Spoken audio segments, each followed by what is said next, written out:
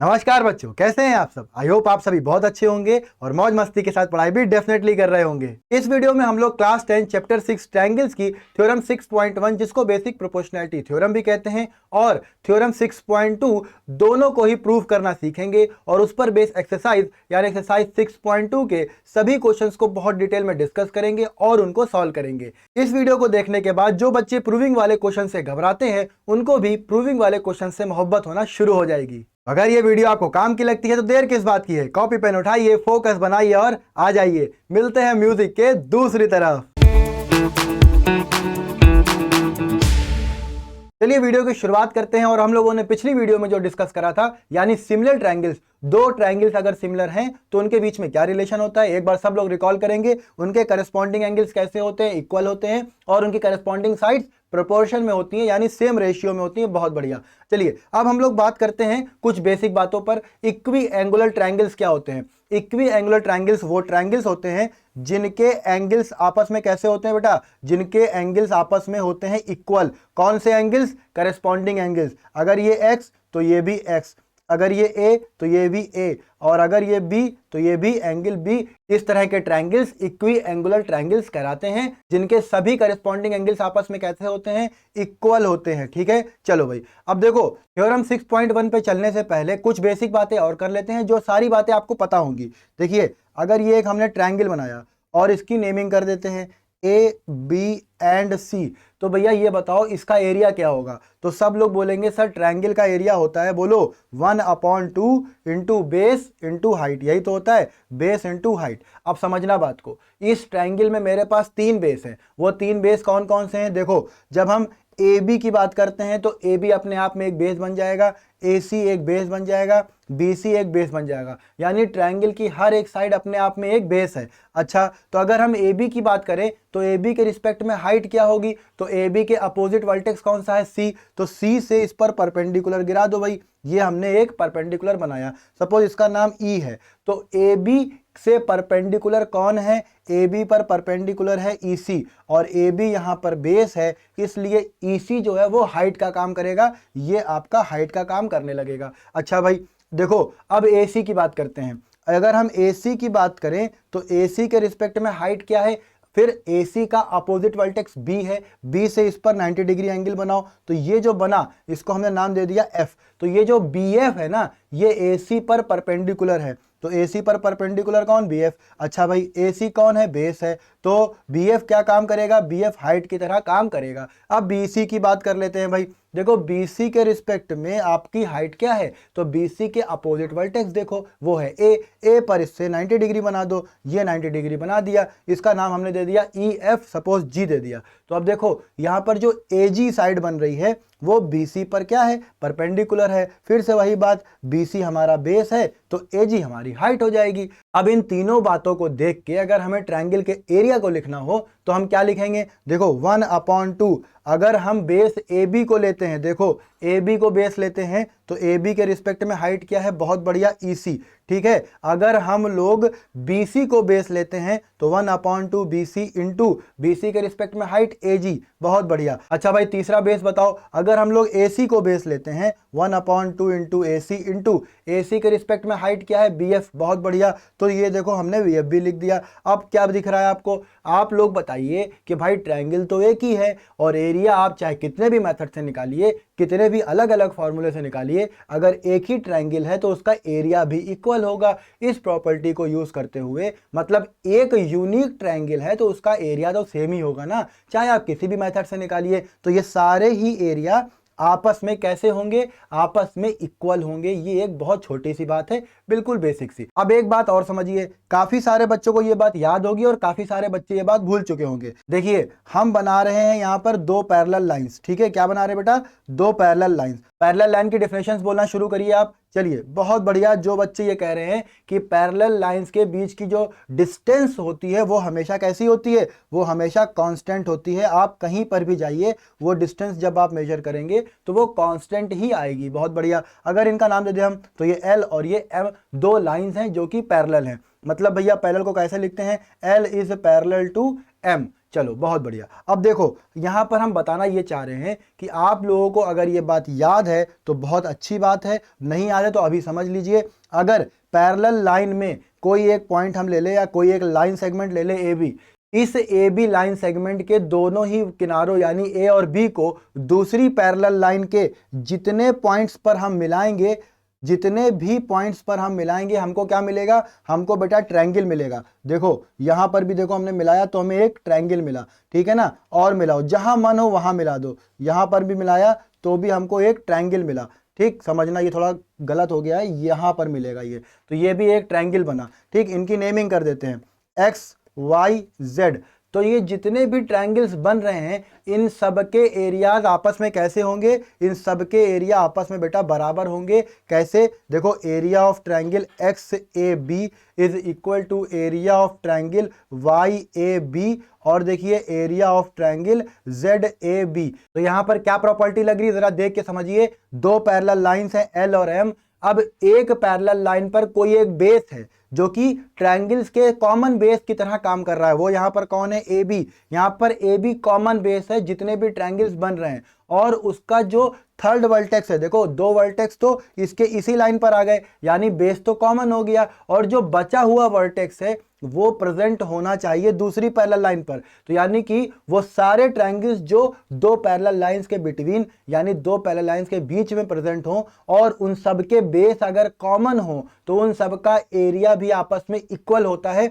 क्यों इक्वल होता है, एक बात ये भी समझ लेना, क्योंकि ट्रायंगल का एरिया होता है 1/2 बेस इंटू हाइट, यही तो होता है। और देखिए क्योंकि हमने बोला एक कॉमन बेस यानी हर एक ट्रायंगल के लिए बेस तो सेम ही है, और वो यहां पर क्या है, ए बी है। अब बचा हाइट, हाइट अगर इक्वल हो गई सारे ट्रायंगल की तो एरिया भी इक्वल हो गया। और देखिए क्योंकि ये बोला जा रहा है कि जो उसका थर्ड पॉइंट हो वो दूसरी पैरेलल लाइन पर प्रेजेंट हो, यानी वो जितने भी ट्रायंगल है वो दो पैरेलल लाइन के बीच में ही हो, तो उनकी हाइट कितनी होगी। देखिए किसी भी ट्रायंगल के वर्टेक्स से अगर आप हाइट ड्रॉ करते हैं तो हमें ये हाइट की डिस्टेंस कितनी मिलेगी, तो आप सब बोलेंगे, ये खुद ही एक तरह की हाइट लग रही है, आप सब बोलेंगे कि सर ये हाइट उतनी ही डिस्टेंस होगी जितनी डिस्टेंस उन दो पैरेलल लाइंस के बीच में होगी। इसका मतलब ये हुआ कि आप इनफिनाइट ट्रायंगल्स बनाइए, उन सब का बेस कॉमन है, हाइट उसकी सबकी इक्वल है। क्यों, क्योंकि वही हाइट जो दो पैरेलल लाइन के बीच की डिस्टेंस को रिप्रेजेंट करेगी वही ट्रायंगल की हाइट की तरह काम करेगी।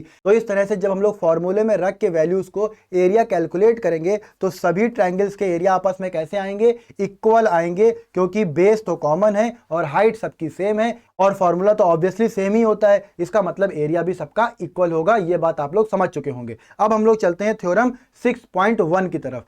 थ्योरम 6.1 का स्टेटमेंट पढ़ते हैं, क्या लिखा है। थ्योरम 6.1 में लिखा है, बेटा समझना बहुत ध्यान से, इसमें लिखा है if a line is drawn parallel to one side, मतलब आपका ये ट्रायंगल है ए बी सी, समझ में आ रही है बात। अब कह रहे हैं कि यहां पर आपको क्या करना है, एक पैरेलल लाइन बनानी है। किस तरह से बनानी है, to one side of a triangle, किसी ट्रायंगल की किसी एक साइड के पैरेलल लाइन। यहां पर हम लोग BC को ले लेते हैं, तो BC के पैरेलल एक लाइन ड्रॉ करते हैं। चलिए भाई उसको नाम क्या दे देंगे अभी देखते हैं। तो हमने एक BC के पैरेलल लाइन ये बनाई, आपको दिखने लगी होगी, हमने इसको नाम दे दिया E एंड F। तो हमने यहाँ पर EF लिख दिया क्योंकि ये हमारी कंडीशन थ्योरम में दी हुई है। आगे पढ़ते हैं क्या लिखा है, लिखा है to intersect the other two sides. ये आपको दिख भी रहा है, अगर हम लोग ये AB की बात करें, है ना, AB एक साइड है और AC एक साइड है, इन दोनों ही साइड को E और F पे ये पैरेलल लाइन इंटरसेक्ट करती है। कौन सी पैरेलल लाइन है भाई, EF है। किसके पैरेलल है, BC के। अच्छा आगे क्या लिखा है, आगे लिखा हुआ है The other two sides are divided in same ratio। एक बार फिर से समझेंगे, if a line is drawn parallel to one side of a triangle to intersect the other two sides in distinct point, the other two sides are divided in the same ratio। क्या कहना चाह रहा है, एक triangle है, इसकी कोई एक साइड पकड़ो, उसके पैरेलल एक लाइन बनाओ, इस तरह की लाइन रिमेनिंग टू साइड्स को दो अलग अलग पॉइंट्स पर इंटरसेक्ट करेगी, और ये कुछ इस तरह से इंटरसेक्ट करेगी कि जो ये पार्ट्स बनेंगे, बात समझिएगा, ई ने ई पॉइंट ने ए बी को दो पार्ट में बांट दिया। वो दो पार्ट कौन कौन से हैं, एक आपका ए है, दूसरा आपका बी है। दिख रहा है आपको। उसी तरह से एफ पॉइंट ने AC को दो सेगमेंट्स में बांट दिया। एक सेगमेंट आपका ये देखिए AF और दूसरा आपका ये हो गया FC। ये बात समझ में आ गई। और ये बोला जा रहा है कि ये जो EF है ये रिमेनिंग टू साइड्स को जहां पे काट रही है, इंटरसेक्ट कर रही है, वो रेशियोज इक्वल होंगे। रेशियोज इक्वल होने का मतलब क्या, ये बात भी समझ लीजिए एक बार।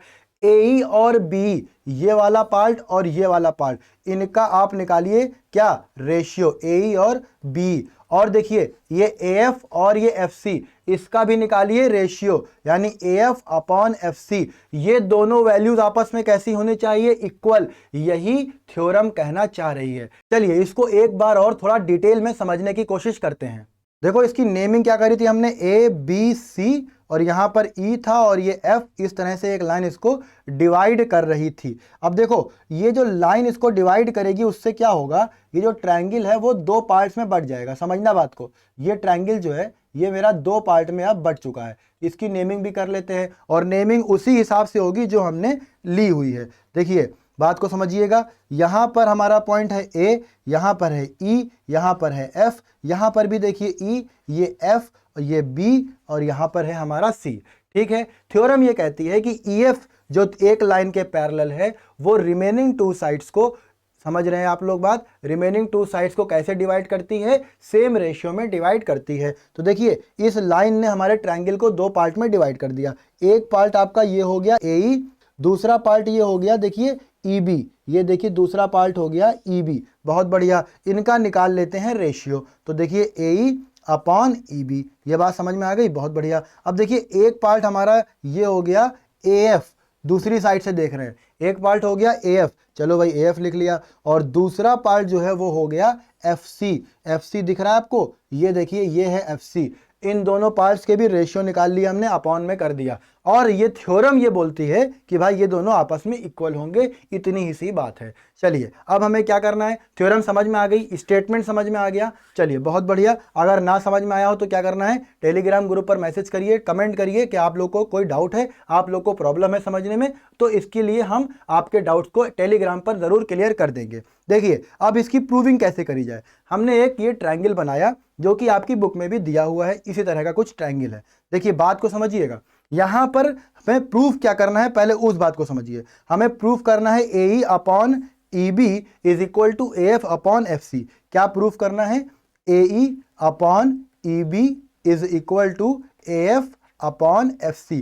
देखो प्रूविंग जो करनी है ना वो हमेशा दिमाग में रहनी चाहिए। स्टेटमेंट या हमारा जो रोड मैप है वो वहीं से तैयार होगा। नेमिंग हम इसकी ऐसे ही कर रहे हैं, A B C, और बताइए बेटा ये देखिए E, ये हो गया F।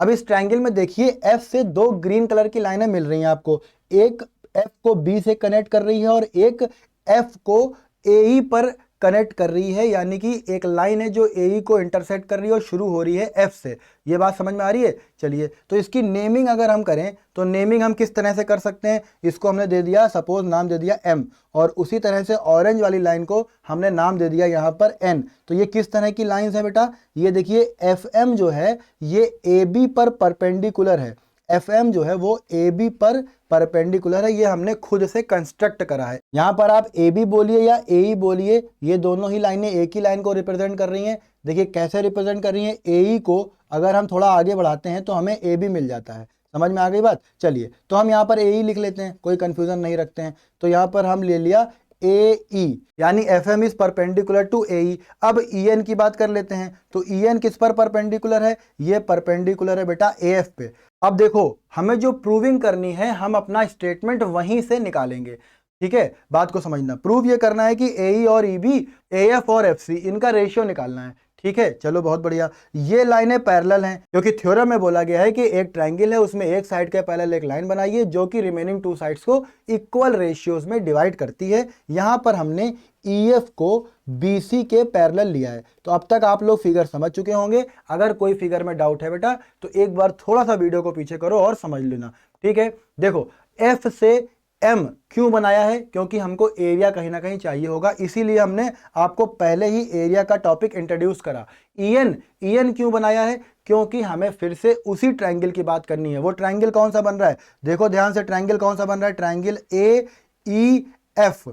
AEF, जिसको ना दिख रहा हो बेटा ध्यान से देख लो, ये है ट्रायंगल वो AEF। समझ में आ गई बात? चलो बहुत बढ़िया। तो अब हमें क्या करना है, हमें जो प्रूविंग करनी है ना वो कैसे हमें मिल सकता है, इस बात पर हमें फोकस करना है। देखो सबसे पहले देखते हैं AE कहां पर है, ये है बेटा AE, बहुत बढ़िया। फिर देखो AF कहां पर है, ये है बेटा AF, बहुत बढ़िया। तो ये AE और AF हमें कैसे मिल सकता है, कोई दिमाग लगा के बताएगा? देखो AE और AF दोनों ही ट्रायंगल, कौन सा ट्रायंगल, ट्रायंगल AEF में आ रहे हैं। दोनों ही लाइन सेगमेंट ट्रायंगल AEF की साइड्स हैं। अच्छा तो एरिया बताओ फिर, एरिया ऑफ ट्रायंगल AEF का एरिया कितना होगा, 1/2, बोलो बेटा 1/2। अगर हम AE को बेस लेते हैं, AE इंटू हाइट, इसके रिस्पेक्ट में क्या है, ग्रीन वाली लाइन FM, अभी अभी ये बात करी थी। और देखिए यही एरिया किसके बराबर है, AEF वाला। इस बार आप बेस बदल दो। क्यों बेस बदल दिया, क्योंकि हमें AE और AF चाहिए, प्रूविंग से पकड़ रहे हैं हम लोग। समझ में आ रही है बात? AE का काम हो गया, AF निकाल लेते हैं, 1/2 AF इंटू EN। ये बात समझ में आई या नहीं आई? यही दोनों लाइन सेगमेंट्स क्यों लिए, क्योंकि थ्योरम की प्रूविंग में यही आ रहा है AE और AF, तो हमें कहीं ना कहीं से इनकी वैल्यू को लाना ही पड़ेगा। अब देखिए ये दोनों ही इक्वेशन सेम वैल्यू को रिप्रेजेंट करती हैं, इसलिए 1/2 AE into FM is equal to 1/2 AF into EN। यही तो होगा कि नहीं होगा? बिल्कुल सही बात है। देखिए 1/2 और 1/2 को अगर हम शहीद कर दें तो हमें कौन सी इक्वेशन मिलेगी, बात को समझिएगा। हमें यहां से मिलेगा, हमें यहां से क्या मिलेगा, AE into FM is equal to AF into EN। बात समझ में आ गई? इसको हमने इक्वेशन नंबर 1 ले लिया। चलिए हमारे पास एक इक्वेशन नंबर 1 मिल चुकी है। अब हम लोग प्रूविंग की दूसरी रिक्वायर्ड वैल्यूज की तरफ चलते हैं। अब फिर प्रूविंग की तरफ चलिए, हमको चाहिए EB और FC। क्या चाहिए बेटा, EB और FC। कहीं पर दिख रहा है आपको EB, ये देखिए EB दिख रहा है, और ये देखिए आपको FC भी दिख रहा है। अब हमें ये सोचना है कि ये EB और FC किस तरह से हमें एक इक्वेशन में मिल सकते हैं। तो देखिए बहुत ध्यान से समझिएगा, अगर हम इस पिंक लाइन को देखें, पिंक लाइन दिख रही है आपको, ये देखिए EF वाली लाइन जो है, ये एक पिंक लाइन जो हमने बनाई है, ये इस लाइन से दोनों को मिला दिया जाए, किसको, B को और C को, तो हमें क्या मिलेगा बेटा, हमें दो तरह के ट्रायंगल्स मिलेंगे। उन ट्रायंगल्स को देखिए, एक ये ट्रायंगल है, समझ में आ रही है बात, एक ये ट्रायंगल है, इसका क्या नाम है, इसका नाम है ट्रायंगल BEF। एक बात समझ में आई? अब दूसरा ट्रायंगल देखिए, ये देखिए एक ट्रायंगल दिखा आपको, बहुत बढ़िया, इसका क्या नाम है, इसका नाम है ट्रायंगल CEF। ये बातें समझ चुके होंगे आप लोग। चलिए अब ये क्यों बताया और इसको हम लोग कैसे यूज करेंगे, बात को समझिए। हमें ये पता है कि EF is parallel to BC।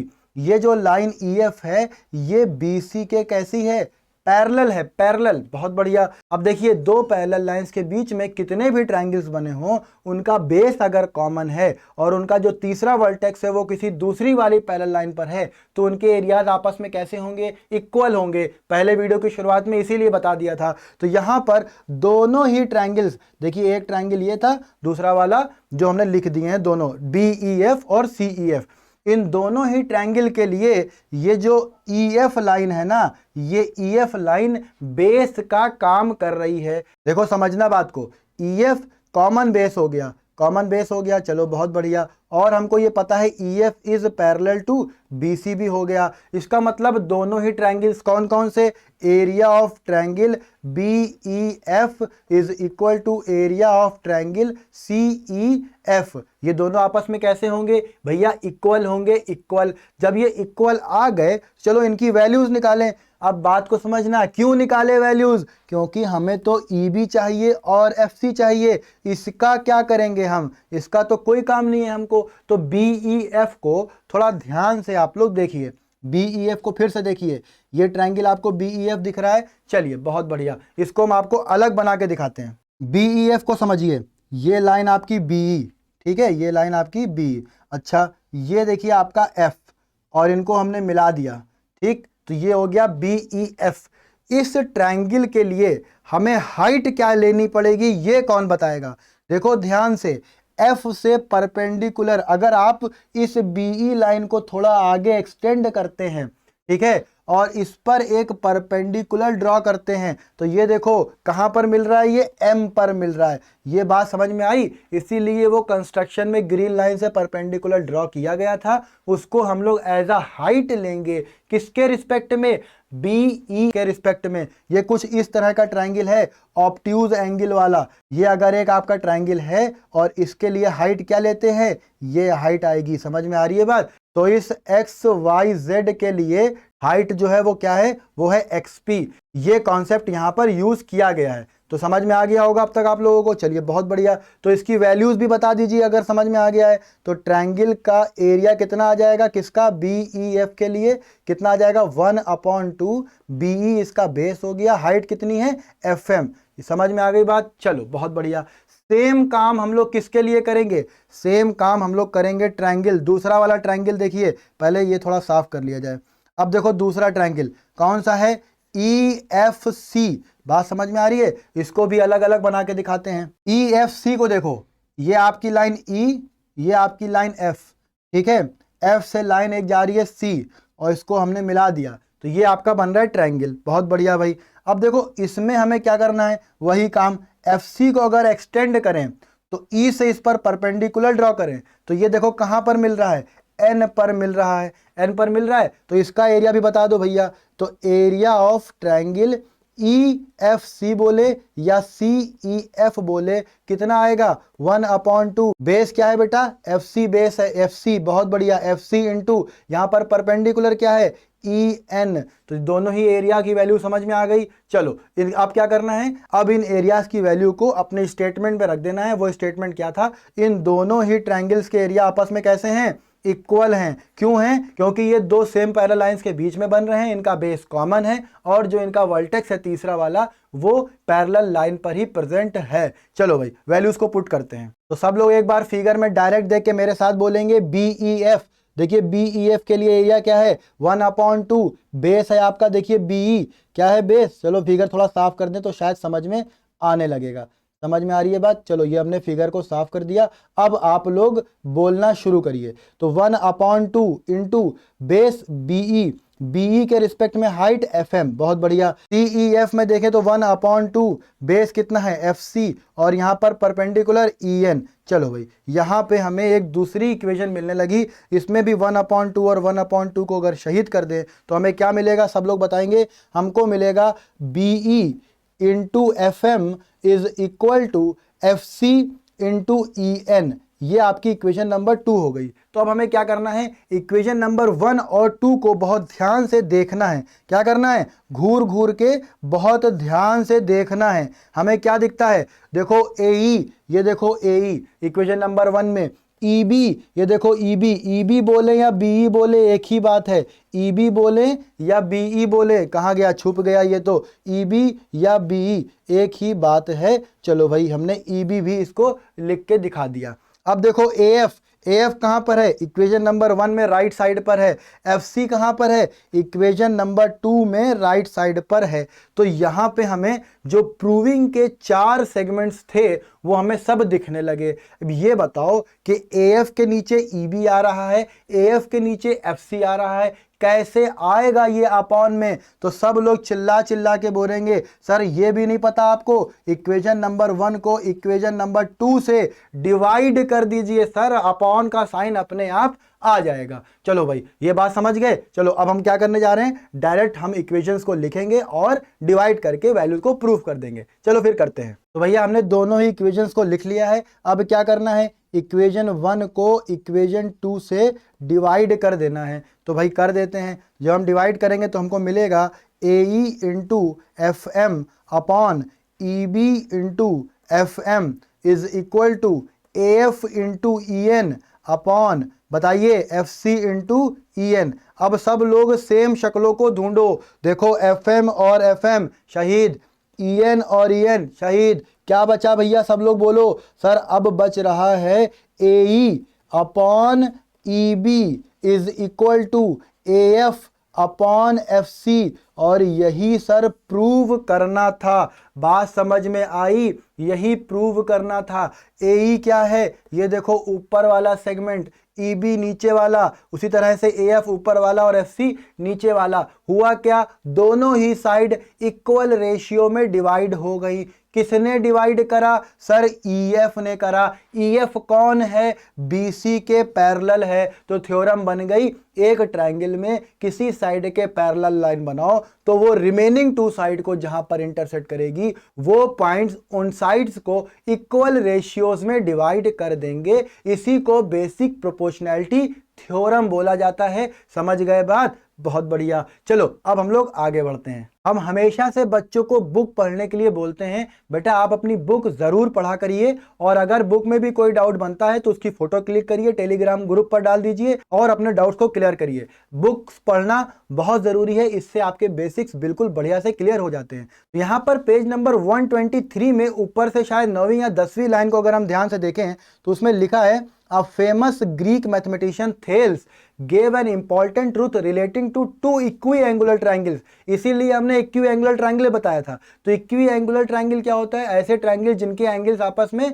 बराबर होते हैं। तो इक्विएंगुलर ट्रायंगल्स बात समझ में आ गई। यहां पर आगे लिखा है, the ratio of any two corresponding sides in two equiangular triangles is always the same. मतलब क्या है? मतलब ये है कि भाई दो ट्रायंगल अगर हैं और ये इक्वी एंगुलर हैं तो इनकी जो करस्पॉन्डिंग साइड्स होंगी, देखो अगर हमने नाम दिया ABC PQR, तो AB के करस्पॉन्डिंग कौन है? AB के करस्पॉन्डिंग है PQ। AC के करस्पॉन्डिंग कौन है? PR। और BC के करस्पॉन्डिंग कौन है? QR। तो यहां पर स्टेटमेंट फिर से अगर ध्यान से पढ़िए तो लिखा है, the ratio of any two corresponding sides in two equiangular triangle is always equal. ये बात इन्होंने बोली, किसने? थेल साहब ने। आगे क्या लिखा हुआ है? It is believed that he had used a result called the basic proportionality theorem। यानी वही थ्योरम जो अभी हम लोगों ने पढ़ी, कौन सी? थ्योरम 6.1, उसका यूज करके इन्होंने ये स्टेटमेंट दे दिया। ये स्टेटमेंट क्या है? इसमें आप ध्यान से देखेंगे तो AB और PQ पूरी साइड्स हैं। थ्योरम जो हमने पढ़ी थी वो क्या कहती थी? वो कहती थी एक ही ट्रायंगल है, उसमें अगर हम एक लाइन के पैरेलल दूसरी लाइन बनाएं तो वो रिमेनिंग टू साइड्स को इक्वल पार्ट्स में डिवाइड करती है। यानी थ्योरम 6.1 एक ट्रायंगल की दो साइड को इक्वल रेशियो में डिवाइड करने की बात करती है। थेल्स साहब ने जो कहा, उन्होंने दो ट्रायंगल्स को लिया, समझना बात को, दो ट्रायंगल्स को लिया और दोनों की करस्पॉन्डिंग साइड्स के रेशियो को इक्वल बताया। कहीं ना कहीं थोड़ा लिंक तो है लेकिन बहुत ज्यादा फर्क भी है। इसमें लिखा क्या है आगे देखना, समझना बात को। इट इज बिलीव्ड, ऐसा माना जाता है कि इन्होंने किसका यूज करा? थ्योरम 6.1 का। चलो फिर थ्योरम 6.1 का यूज करते हैं और जो इन्होंने बोला वो प्रूफ कर पाते हैं हम लोग या नहीं, इस बात को देखते हैं। चलो फिर थ्योरम 6.1 को यूज करो। ये ट्रायंगल हमने ले लिया है, चलो भाई सही है, इसके नेमिंग कर दो और फिर इसमें थ्योरम 6.1 इंप्लीमेंट कर दो। ABC और यहां से हमने एक लाइन बनाई EF जो कि पैरेलल है किसके? BC के। EF पैरेलल है BC के, तो EF जब पैरेलल है BC के तो थ्योरम 6.1 के हिसाब से AE upon BE is equal to AF upon FC। ये होगा कि नहीं? हाँ सर बिल्कुल यही बात है, यही होगा। अब बहुत ध्यान से समझना जो हम दिखाने जा रहे हैं। थोड़ी देर के लिए इसको रफ कर देते हैं, ठीक है। अब जो लाइन हमने ड्रॉ करी थी EF ने क्या करा, या आप EF को किस तरह से विजुलाइज कर सकते हैं, बात को समझिएगा। अगर ये EF और ये जो आपका BC था, ये लाइनें पैरेलल हैं, तो बेटा आप ये बताइए कि पैरेलल लाइंस में कौन कौन से एंगल्स इक्वल होते हैं। तो सब लोग बोलेंगे सर ये जो ऊपर वाले एंगल्स हैं, जब F बनता है तो ये करस्पॉन्डिंग एंगल्स आपस में इक्वल होते हैं, और जब Z देखते हैं हम लोग, समझ रहे हैं आप लोग? जिन लोगों ने मेरी वीडियोस को देखा है पुरानी वाली, उनको पता है कि जब हम Z देखते हैं तब हमको अंदर वाले एंगल्स इक्वल मिलते हैं, ये अल्टरनेट एंगल्स होते हैं, और करस्पॉन्डिंग एंगल्स में हमें F दिखता है, और F के ऊपर वाले दोनों और नीचे वाले दोनों एंगल्स इक्वल होते हैं। ये हमने लेमैन लैंग्वेज में आपको करस्पॉन्डिंग एंगल्स और अल्टरनेट एंगल्स समझा दिया। यहां पर अगर हम बात करें तो ये दोनों लाइन अगर पैरेलल हैं तो सब लोग मेरे साथ बताएंगे, क्या ये ग्रीन से जो हम कलर कर रहे हैं, क्या ये दोनों एंगल्स इक्वल नहीं होंगे? सब लोग बोलेंगे हाँ सर करेस्पॉन्डिंग एंगल्स हैं, इक्वल होंगे ही होंगे। ये देखो ये वाला एंगल क्या नीचे इस एंगल के इक्वल नहीं होगा? आप सब बोलेंगे सर बिल्कुल होगा ही होगा। चलो इतनी बात समझ में आ गई, एंगल्स क्यों इक्वल हैं ये बात समझ में आ गई, बहुत बढ़िया। इसका मतलब ये है कि अगर हम करेस्पॉन्डिंग एंगल्स को दिखा दें तो लाइंस पैरेलल हो जाएंगी, और लाइंस पैरेलल को दिखाएं तो करेस्पॉन्डिंग एंगल्स को यूज कर सकते हैं, दोनों ही आपस में कोरिलेटेड हैं। अब हम क्या करने जा रहे हैं इस बात को समझो। क्या करा था हमने, एक लाइन EF ड्रॉ करी थी जो कि किसके पैरेलल है, जो कि BC के पैरेलल थी, ये वाली, याद है कि नहीं? हाँ सर। अब हमने आपसे बोला कि क्योंकि लाइन पैरेलल हैं तो करस्पॉन्डिंग एंगल्स इक्वल होंगे। अब देखिए अगर इस लाइन ने इस ट्रायंगल को दो पार्ट्स में डिवाइड कर दिया, समझिएगा बात को, इस ट्रायंगल को कितने पार्ट में डिवाइड कर दिया, दो पार्ट में डिवाइड कर दिया, तो देखें हम ध्यान से तो ये वही ट्रायंगल है AEF, और ये कौन सा ट्रायंगल है, ये है ABC। अब जो हमने पढ़ा है उसको यूज कैसे करें, क्योंकि थेल्स साहब कह रहे हैं कि भैया ये इक्वी एंगुलर है, ट्रायंगल कैसे हैं, इक्वी एंगुलर हैं, तो ये दोनों एंगल इक्वल, और भाई ये दोनों भी एंगल इक्वल। समझ में आ गई बात? जो बचा तीसरा वो तो अपने आप इक्वल आ ही जाएगा। अब ये दोनों एंगल अगर इक्वल हो गए तो हमने अगर इस ट्रायंगल को इस पे उठा के रख के दिखाया था तो यहां पर कंक्लूजन क्या निकला, EF is parallel to BC। समझ में आ गई बात? साफ साफ लिख लें, EF is parallel to BC। जैसे ही EF पैरेलल टू BC आया था ट्रायंगल में तो रिजल्ट क्या मिला था बेटा, रिजल्ट ये मिला था, लिखा हुआ है इसीलिए, क्या रिजल्ट है, AE upon BE is equal to AF upon FC। अब समझना बात को जो बोलने जा रहे हैं, कोई भी स्टेप अपने मन से दिमाग में क्यों आ जाता है या कैसे आ जाता है, टीचर के दिमाग में या बुक्स में, आपके दिमाग में क्यों नहीं आता, ये बात समझनी है। देखिए बात को समझिए, थेल्स साहब ने कहा कि भाई दो ट्रायंगल्स हैं, दोनों इक्वी एंगुलर हैं, वो हमने रख दिया। इक्वी एंगुलर ट्रायंगल हैं तो करेस्पॉन्डिंग साइड्स किसकी, पूरे पूरे ट्रायंगल्स की, आपस में कैसी, इक्वल।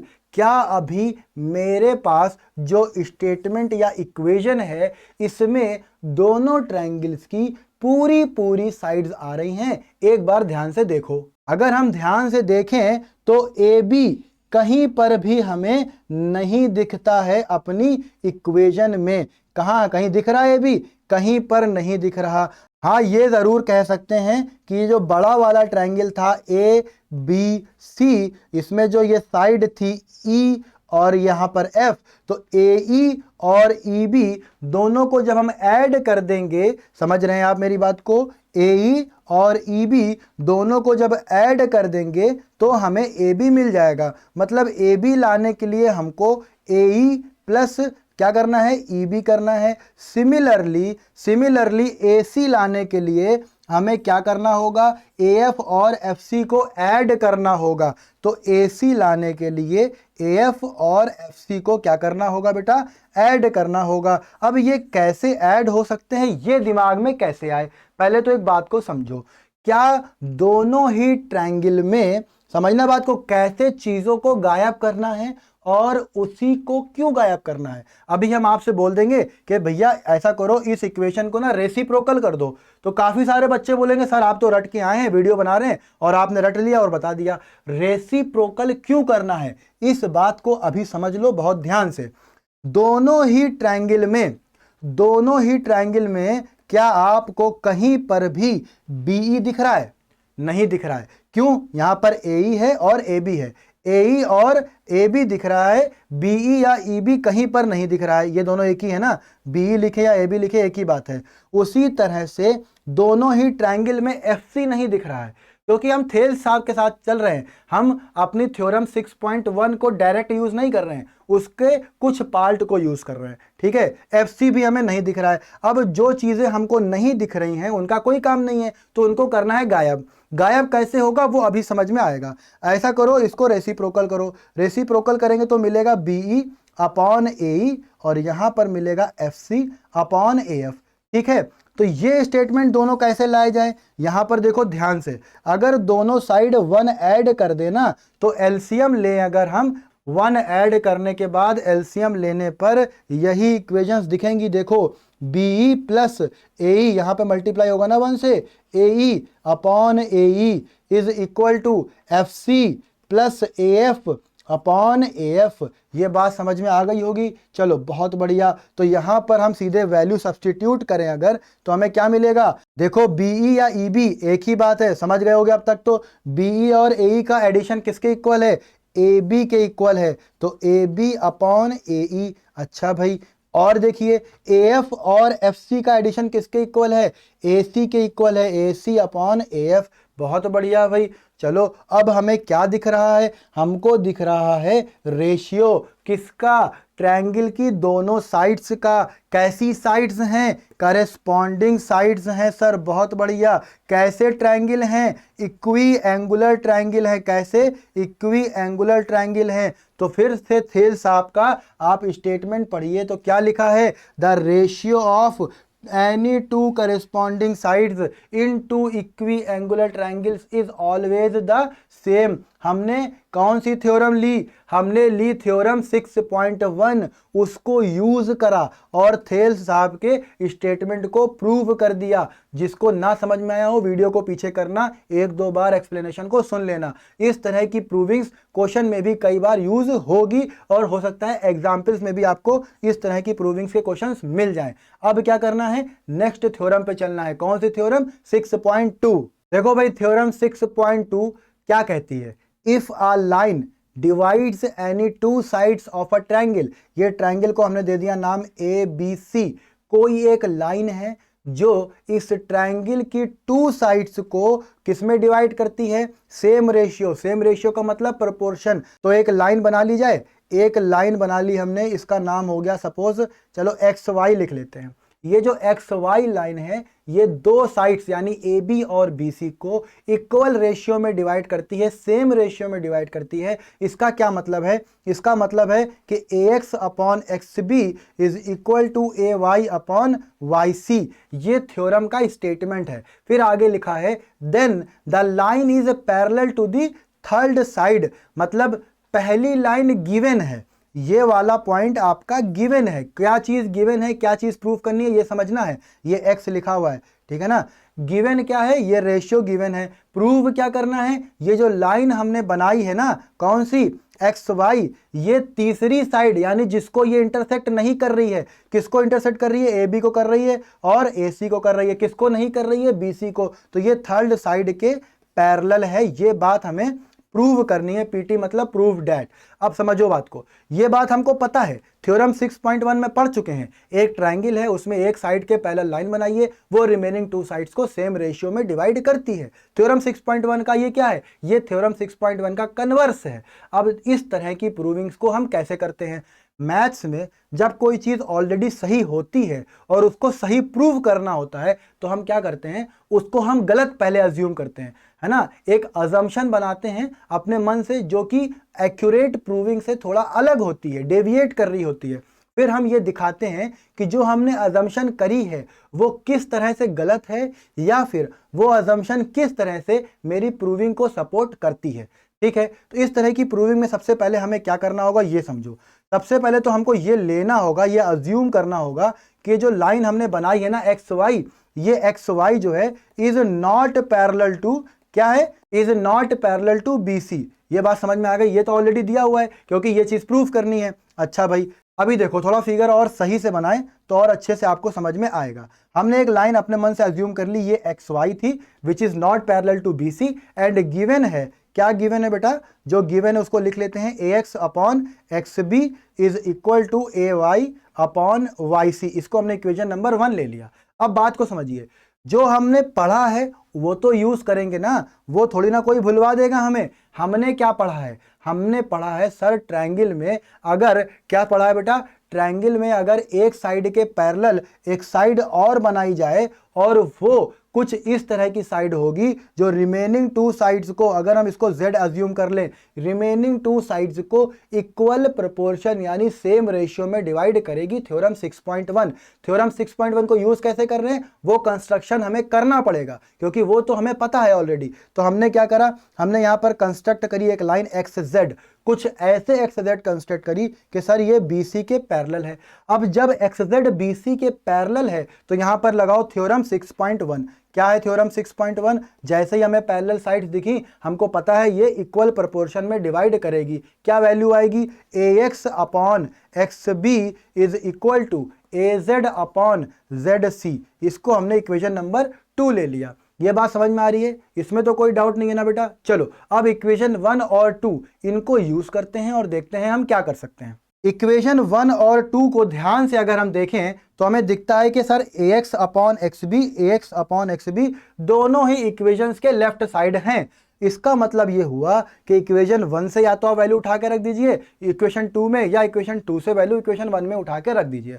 अल्टीमेट रिजल्ट क्या आएगा वो हम यहां पर लिखने जा रहे हैं। अल्टीमेट रिजल्ट ये आएगा AY upon YC is equal to, क्या आएगा बेटा, AZ अपॉन ZC। यही तो आएगा। हाँ सर बिल्कुल यही आएगा। तो हमने क्या लिखा है, फिर से समझो बात को, AY upon YC is equal to AZ upon ZC। अब देखो यहां पर कुछ भी समझ में नहीं आ रहा है कि अब क्या किया जाए, बट अगर आप ध्यान से देखें दोनों ही रेशियोज को तो हमें दिखता है AY और YC मिलकर क्या बनाते हैं बेटा, AC बनाते हैं, AC। और AZ और ZC क्या मिलकर बनाते हैं, ये भी AC बनाते हैं। तो मतलब मिल के बना रहे हैं, यानी कहीं ना कहीं एडिशन। और एडिशन कैसे ला सकते हैं हम लोग, दोनों साइड में बेटा क्या करो, दोनों साइड में 1 ऐड कर दो। यहां तो जगह नहीं बची, इसका 1 यहां लिख दिया और इसका 1 कहां लिख दे, ये देखो इसका 1 हो गया। बात समझ में आ रही है। चलो इसको थोड़ा साफ साफ लिख लेते हैं वरना तुम लोग कंफ्यूज हो जाओगे फर्जी में। तो हमने क्या कहा बेटा, हमने कहा AY upon YC is equal to AZ upon ZC आ रहा था। हमें एक पूरी लाइन चाहिए AC, उसके लिए दोनों साइड में 1 ऐड करा। ये 1 क्यों ऐड करते हैं, अच्छा कोई बताएगा? चलिए आप लोग बताइए। आप लोग 20 रुपए लेके घर से निकले, ठीक है, कोई 2 दोस्त 20 रुपए लेके घर से निकले, रास्ते में मिल गए आपके अंकल, उन्होंने बड़े खुश होके आपको दे दिए 10 रुपए और दोनों को। जब उन्होंने दोनों को 10 रुपए दे दिए तो अब दोनों के पास कितने रुपए हो गए, 30 और 30। इसका मतलब क्या हुआ, आप सेम वैल्यूज में सेम वैल्यू को ऐड करेंगे तो जो रिजल्ट आएगा वो भी सेम होगा। मतलब इक्वल का जो साइन है वो फॉलो होगा। यही काम सब्सट्रैक्शन पर भी लागू होता है। आप 20-20 रुपए लेके निकले, 2 दोस्त, दोनों की जेबें फटी हुई थी, दोनों के 10-10 रुपए गिर गए। कितने बचे भैया, 20 लेके निकले थे, कितने लेके निकले थे, 20, दोनों की जेबें फटी थी, कितने गिर गए, 10 गिर गए, कितने बचे सर, 10 बचे दोनों के। इसका मतलब सेम नंबर से आप सेम नंबर को सब्सट्रैक्ट करेंगे तो रिजल्ट जो आएगा वो भी आपस में इक्वल होगा। अब इनका ले लो भैया LCM, AY plus YC upon YC is equal to AZ upon ZC, और यहाँ प्लस में बड़ा वाला अपॉन आएगा ये ZC, ठीक है। अब देखो यहां से देखो AY और YC फिगर में कहां पर है, AY और YC दिख रहा है, AY और YC मिलकर क्या बना रहे हैं, AC। चलो भाई लिख लेते हैं, तो AY प्लस YC मिलकर बना रहे हैं AC upon YC is equal to, उसी तरह से AZ और ZC मिलकर क्या बना रहे हैं सर, AC बना रहे हैं, बहुत बढ़िया, ये अपॉन ZC। ठीक, जो शहीद हो रहा है उसको शहीद कर दो, AC और AC कैंसिल आउट। वैल्यू क्या मिली हमें, हमको वैल्यू मिली, देखो समझो बात को, यहां पे हमको मिला 1 upon YC is equal to 1 upon ZC, cross multiply कर दो तो हमें क्या मिलेगा, ZC is equal to YC। समझ में आ गई बात, ZC अपॉन YC। तो फिगर के साथ हमें देखना होगा तभी आप लोग समझ पाएंगे, इसलिए हमने स्क्रीन को थोड़ा सा खिसका दिया है। ZC is equal to YC ये आ रहा था। अब आप लोग बात को समझिए, ZC को देखिए कहां पर है, C से स्टार्ट होता है, समझना, C से स्टार्ट होता है और Z तक जाता है। समझ में आ गई बात, बहुत बढ़िया। और YC कहां पर है, C से ये भी स्टार्ट होता है और Y तक जाता है। समझ में आ रहा है, कौन कौन, ZC और YC। दोनों का स्टार्टिंग पॉइंट सेम, वो क्या है सी, दोनों लोग अलग अलग पॉइंट पर एंड हो रहे हैं और दोनों इक्वल भी हैं। ये कैसे पॉसिबल हो सकता है? दो लाइन सेगमेंट हैं, दोनों आपस में इक्वल हैं, स्टार्टिंग पॉइंट दोनों का सी कॉमन है। इसका मतलब ये हुआ कि Z और Y ये दोनों पॉइंट एक ही पॉइंट को रिप्रेजेंट कर रहे हैं, और ये तभी पॉसिबल है जब Z एंड Y कोइंसाइड कर जाएं। क्या कर जाएं? कोइंसाइड कर जाए, मतलब एक के ऊपर एक आ जाएं। ये बात समझ में आई या नहीं? बहुत बढ़िया। अब बात को समझो, क्या यही बात प्रूव करनी थी? नहीं सर, ये तो नहीं प्रूव करना था। तो प्रूव क्या करना था? प्रूव ये करना था कि जो लाइन सेगमेंट है वो दूसरी साइड के, यानी जो थर्ड साइड बच रही है उसके पैरेलल है। अच्छा, अजम्पशन क्या थी हमारी? XZ is parallel to BC। ये बात समझो, XZ is parallel to BC, ये हमने अज्यूम करा था। अब यहां से बात समझ में आई कि Z और Y कोइंसाइड करते हैं, इसका मतलब Z और Y एक ही पॉइंट को रिप्रेजेंट करते हैं। इसका मतलब इस Z की जगह क्या हम Y नहीं रख सकते? बिल्कुल रख सकते हैं। तो ये देखो प्रूव हो गया, XY is parallel to BC। इसका मतलब क्या हुआ? ये जो लाइन है ये इसके पैरेलल है। दिखने में गलत है ना, तो क्या करा जाए? इसको हटा ही दें, फिर हम इसको हटा ही दें। यहां पर Z और Y एक ही पॉइंट को रिप्रेजेंट कर रहे थे। प्रूविंग समझ में आ गई? बहुत बढ़िया। तो इस तरह से थ्योरम 6.2 प्रूव होती है। अब क्या करना है? एक्सरसाइज 6.2 की तरफ चलना है। तो चलो फिर चलते हैं। तो एक्सरसाइज 6.2 के क्वेश्चंस को हम लोग किस तरह से अप्रोच करेंगे, किस तरह से सॉल्व करेंगे, ये दिमाग में बैठा लीजिए। हम लोग line by line, word by word question को पढ़ेंगे, क्वेश्चन को ब्रेक करेंगे, जो बातें हमें पता है उसको यूज करेंगे और फिर आगे बढ़ेंगे। एक्सरसाइज 6.2 के क्वेश्चन नंबर 1 में सबसे पहले आप पढ़ेंगे तो क्या लिखा है? DE is parallel to BC। तो पहला काम क्या है? सबसे पहले आप DE is parallel to BC को देखो कहां है। तो देखो DE is parallel to BC, figure 1 में दिख गया। फिगर 2 में देखो DE is parallel to BC। अब ये बात हमें पता है कि DE is parallel to BC अगर है तो ये थ्योरम 6.1 का स्टेटमेंट है कि AD upon DB is equal to AE upon, बोलो AE अपॉन क्या आएगा? EC आएगा। ये थ्योरम 6.1 का स्टेटमेंट है। अब तक आप लोग समझ चुके होंगे। तो अब करना क्या है? फिर कुछ नहीं करना है, वैल्यू सारी गिवन है, इसमें रखना है और रिमेनिंग यानी अननोन वैल्यू को फाइंड कर लेना है। देखो भाई पहला पार्ट देखो, पहले पार्ट में अगर हम ध्यान से देखें तो AD की वैल्यू क्या है? 1.5। सही है भाई। DB कितना है? 3। बोलते रहो साथ साथ। AE कितना है? 1। फाइंड क्या करना है? देखो क्वेश्चन नंबर 1 में क्या लिखा है? EC फाइंड करना है। ये लो लिख लिया EC भैया। अब क्या करें? या तो आप क्रॉस मल्टीप्लाई करो या यहीं पर सॉल्व कर लो, आपकी मर्जी है। कैसे सॉल्व कर सकते हैं? देखो पॉइंट हटाएंगे, यहाँ पे बढ़ाएंगे 0। अब देखो हमारे पास आ गया 15/30। 15 1 जा 15, 15 2 जा 30। तो EC की वैल्यू क्या आएगी? EC आ जाएगा 2। यूनिट क्या चल रही है? सेंटीमीटर। कैसे आया? क्रॉस मल्टीप्लाई करने पर आएगा। कैलकुलेशन इतनी हमको लगता है आप लोग को आती होंगी। अच्छा भाई, सेकंड पार्ट में देखिए। सेकंड पार्ट में वैल्यूज को समझते हैं। सेकंड पार्ट में क्या हमें AD की वैल्यू पता है? नहीं पता है। DB पता है, AE पता है, EC पता है। तो AD निकालना है, यही आपका क्वेश्चन भी है। तो AD में क्या करना पड़ेगा? AD अपॉन DB की वैल्यू कितनी है? 7.2। AE कितना है? 1.8। EC कितना है? 5.4। सॉल्व करना बचा है, सॉल्व कर दो भाई। यहां से पॉइंट हटाया, यहां से भी पॉइंट हटाया। 18 का टेबल याद है? देखो अच्छा साफ साफ एक बार लिख देते हैं। AD is equal to, cross multiply करेंगे वैल्यू क्या मिलेगी? 18/54 इंटू 7.2। अच्छा भाई 18 का टेबल पढ़िए। 18 3 जा 54 होता है। 18 1 जा 18, 18 3 जा 54। अब क्या बच रहा है? 7.2/3 बच रहा है। 3 से डिवाइड करो 7.2 को। 3 1 जा 3, 3 2 जा 6, 3 4 जा 12। यानी AD की वैल्यू क्या आ रही है बताओ? सब लोग बोलेंगे AD की वैल्यू आ गई 2.4 यूनिट सेंटीमीटर। यही आपके पहले क्वेश्चन के दोनों पार्ट के आंसर हो गए। ये तो बिल्कुल चूरन क्वेश्चन था, समझ में आ चुका होगा। चलो नेक्स्ट क्वेश्चन को देखते हैं। क्वेश्चन नंबर 2 पढ़ते हैं। E and F are points on the sides PQ and PR respectively of a triangle PQR। क्या मतलब है? यहां पर एक ट्रायंगल PQR की बात हो रही है। क्या आपके पास है? सबसे पहले ट्रायंगल बनाओ। समझ में आ रही है बात? सबसे पहले ट्रायंगल बनाओ, बाकी बातें करेंगे बाद में। बात समझ में आई? अब फिर से क्वेश्चन को पढ़ो। यहां पर लिखा है E and F are points on side PQ and PR। ये आपका PQR ट्रायंगल हो गया, ठीक है भाई। PQ पर E है और PR पर F है। ध्यान से आगे का पार्ट पढ़ते हैं।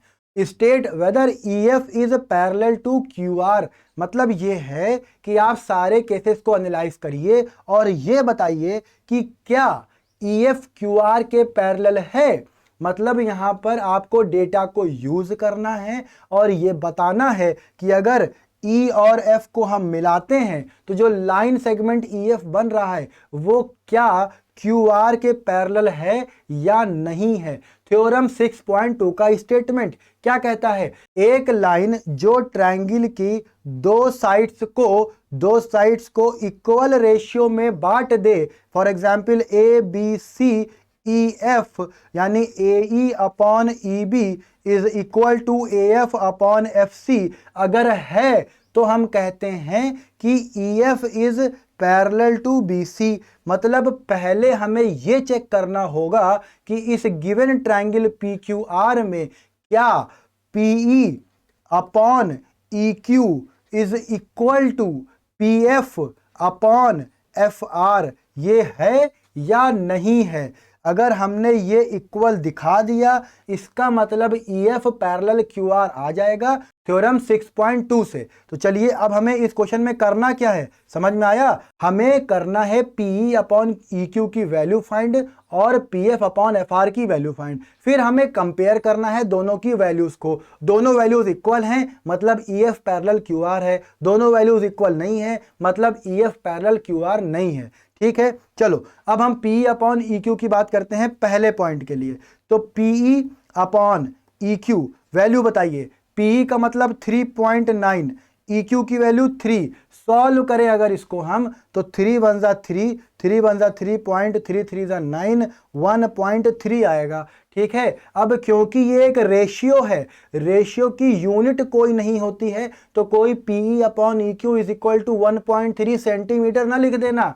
बात को समझो, ये 1.3 सेंटीमीटर क्यों नहीं है? क्योंकि रेशियो और रेशियो की यूनिट नहीं होती है। ये बात आप लोगों ने रटी होगी। क्यों नहीं होती है आज ये समझ लो क्यों नहीं होती है। देखो 3.9 सेंटीमीटर अपॉन 3 सेंटीमीटर। अब ये सेंटीमीटर और सेंटीमीटर कहां जाएंगे? एक तरीके से कैंसिल आउट तो हो गए होंगे, कहीं ना कहीं गायब हो गए होंगे। ये जो रेशियो होता है सेम क्वांटिटीज का वो एक नंबर होता है, वो कोई क्वांटिटी नहीं होती है। ये बात समझ लेना। अब देखो आगे बढ़ते हैं। PE अपॉन EQ हो गया, PF अपॉन FR की बात करते हैं। PF की वैल्यू बताइए। PF 3.6, FR की वैल्यू बताइए 2.4। सॉल्व कर पाएंगे? पहले तो पॉइंट को हटाओ। 36 अपॉन 24, 12 का टेबल पढ़ो। 12 2 जा 24, 12 3 जा 36। वैल्यू क्या आएगी? 3 अपॉन 2। 3 अपॉन 2 को सॉल्व करोगे 1.5। क्या 1.5 1.3 के इक्वल है? तो तुम लोग कहोगे सर ज्यादा पढ़ा दिए, लग रहा है थक चुके हैं आप, आपको दिख नहीं रहा है 1.3 1.5 के इक्वल कैसे हो सकता है? तो हम कहेंगे हाँ भैया तुम ही लोग सही कह रहे हो, हमें तो कुछ पता ही नहीं है ना। तो फिर जो आपको दिख रहा है वो रख दीजिए फिर। तो PE upon EQ is not equal to PF upon FR। और जब नॉट इक्वल आ गए तो भैया ये थ्योरम 6.2 को फुलफिल भी नहीं करेंगे उसके स्टेटमेंट को, तो ये पैरेलल भी नहीं होंगे। इसका मतलब ये हो गया EF इज नॉट पैरेलल। क्या हो गया भैया? नॉट पैरेलल किसके? QR के। सही है भाई। अब क्या करना है? अब चलना है नेक्स्ट क्वेश्चन पे। नेक्स्ट क्वेश्चन कौन सा है? इसी का सेकंड पार्ट। सेकंड पार्ट आप लोग खुद से करेंगे। सेकंड पार्ट आप लोग खुद से करेंगे, अपने आंसर को कमेंट बॉक्स में कमेंट करेंगे। कम से कम ये तो पता चले कि इतनी लंबी लंबी वीडियोस बनाते हैं, इतनी मेहनत से बनाते हैं, आप लोग ध्यान से पढ़ते भी हैं या नहीं पढ़ते हैं। तो क्वेश्चन नंबर 2 का सेकंड पार्ट आपका होमवर्क है, इसको सॉल्व करिए और कमेंट बॉक्स में कमेंट करिए। अब चलते हैं क्वेश्चन नंबर 2 के थर्ड पार्ट पर। थर्ड पॉइंट को देखो, लिखा है PQ is equal to 1.28। Figure में देखो PQ कहां पर है? PQ बेटा देखो पूरी साइड की बात हो रही है। ये पूरी साइड की लेंथ कितनी दी है? पूरी साइड की लेंथ दी है 1.28। अच्छी बात है भाई, सेंटीमीटर नहीं लिख रहे, समझ जाना तुम लोग। PR कहां पर है? PR दूसरी वाली साइड है पूरी। ये देखो PR कितनी है ये है आपकी बेटा 2.56, यहां से लेके यहां तक। अच्छा भाई पीई कहां पर है, पी है बेटा ये ऊपर वाली साइड, यहां से यहां तक दिख रही, इसकी वैल्यू कितनी है 0.18 सेंटीमीटर में है सब।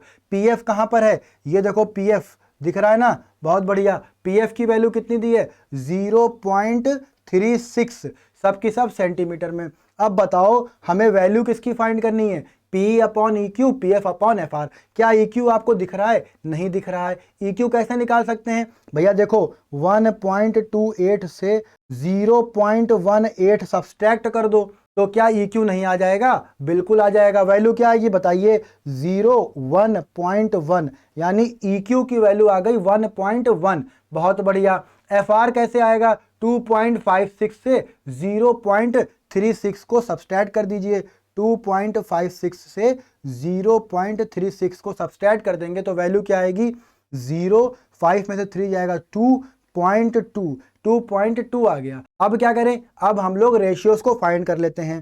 पीई अपॉन ई क्यू, पहले इसी की वैल्यू फाइंड करते हैं। तो पीई अपॉन ई क्यू की वैल्यू कितनी आएगी बोलिए, तो पीई अपॉन ई क्यू में पीई की वैल्यू है 0.18 अपॉन ई क्यू लिखा है, ये ई क्यू हमने एफ क्यू लिख दिया, ये ई क्यू है। ई क्यू की वैल्यू क्या है 1.1।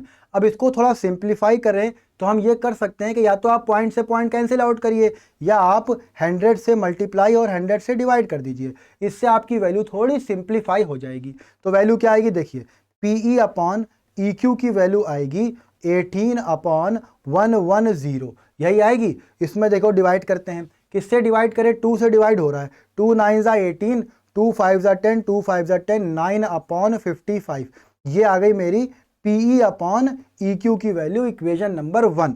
अब हम क्या करें सर, अब आप किसकी वैल्यू निकालें, पीएफ और एफआर की। चलो पीएफ और एफआर भी निकाल लेते हैं। PF upon FR is equal to 0.36 upon 2.2, इसको भी वैसे ही करें, 100 से मल्टीप्लाई करेंगे तो वैल्यू थोड़ी सिंप्लीफाई हो जाएगी। क्या आएगा, PF upon FR is equal to 36 upon 220, इसको किससे डिवाइड करें कौन बताएगा, बहुत बढ़िया, ये 4 से डिवाइड हो रहा है, 4 9 ज़ा 36, 4 5 ज़ा 20, 4 5 ज़ा 20, वैल्यू आएगी 9 अपॉन 55। ये बात समझ में आई या नहीं आई, इसको इक्वेशन नंबर 2 ले लेते हैं। तो हमें साफ साफ यहाँ दिख रहा है कि इक्वेशन 1 और 2 दोनों की ही वैल्यूज इक्वल हैं। इसका मतलब PE upon E Q is equal to P F upon F R, और जिससे हमको रिजल्ट मिलेगा थ्योरम 6.2 के स्टेटमेंट से E F is parallel to Q R. यही बात प्रूव करनी थी या यही बात चेक करके बतानी थी। तो इसका मतलब इस थर्ड पार्ट में ई एफ क्यू आर के पैरेलल है। अब क्या करना है, नेक्स्ट क्वेश्चन पर चलना है। चलिए फिर चलते हैं। क्वेश्चन 3 हमने क्या कहा था, line by line word by word पढ़ना है। सबसे पहले इसमें देखते हैं क्या लिखा है। 6.18 फिगर की बात हो रही है, वो हमें दिख रहा है। लिखा है LM is parallel to CB। सबसे पहले जो दिया है इसको पकड़ो, LM कहां पर है, LM भैया ये दिख रहा है, ये LM है, बहुत बढ़िया। किसके पैरेलल दिया है, CB के पैरेलल दिया है, ये देखो। अब देखो ध्यान से इस फिगर को, अगर ये फिगर समझ में नहीं आ रहा है तो देखो हम तुम्हें अलग बना के दिखा रहे हैं। ये बनाया हमने एक ट्रायंगल और ये दिया हुआ है, इसका नाम क्या है, A बोलो, B और ये C, इसी में एक लाइन है LM। ये बात समझ में आई, हाँ सर समझ में आई। अब ये LM कुछ इस तरह की लाइन है कि ये पैरेलल है CB के।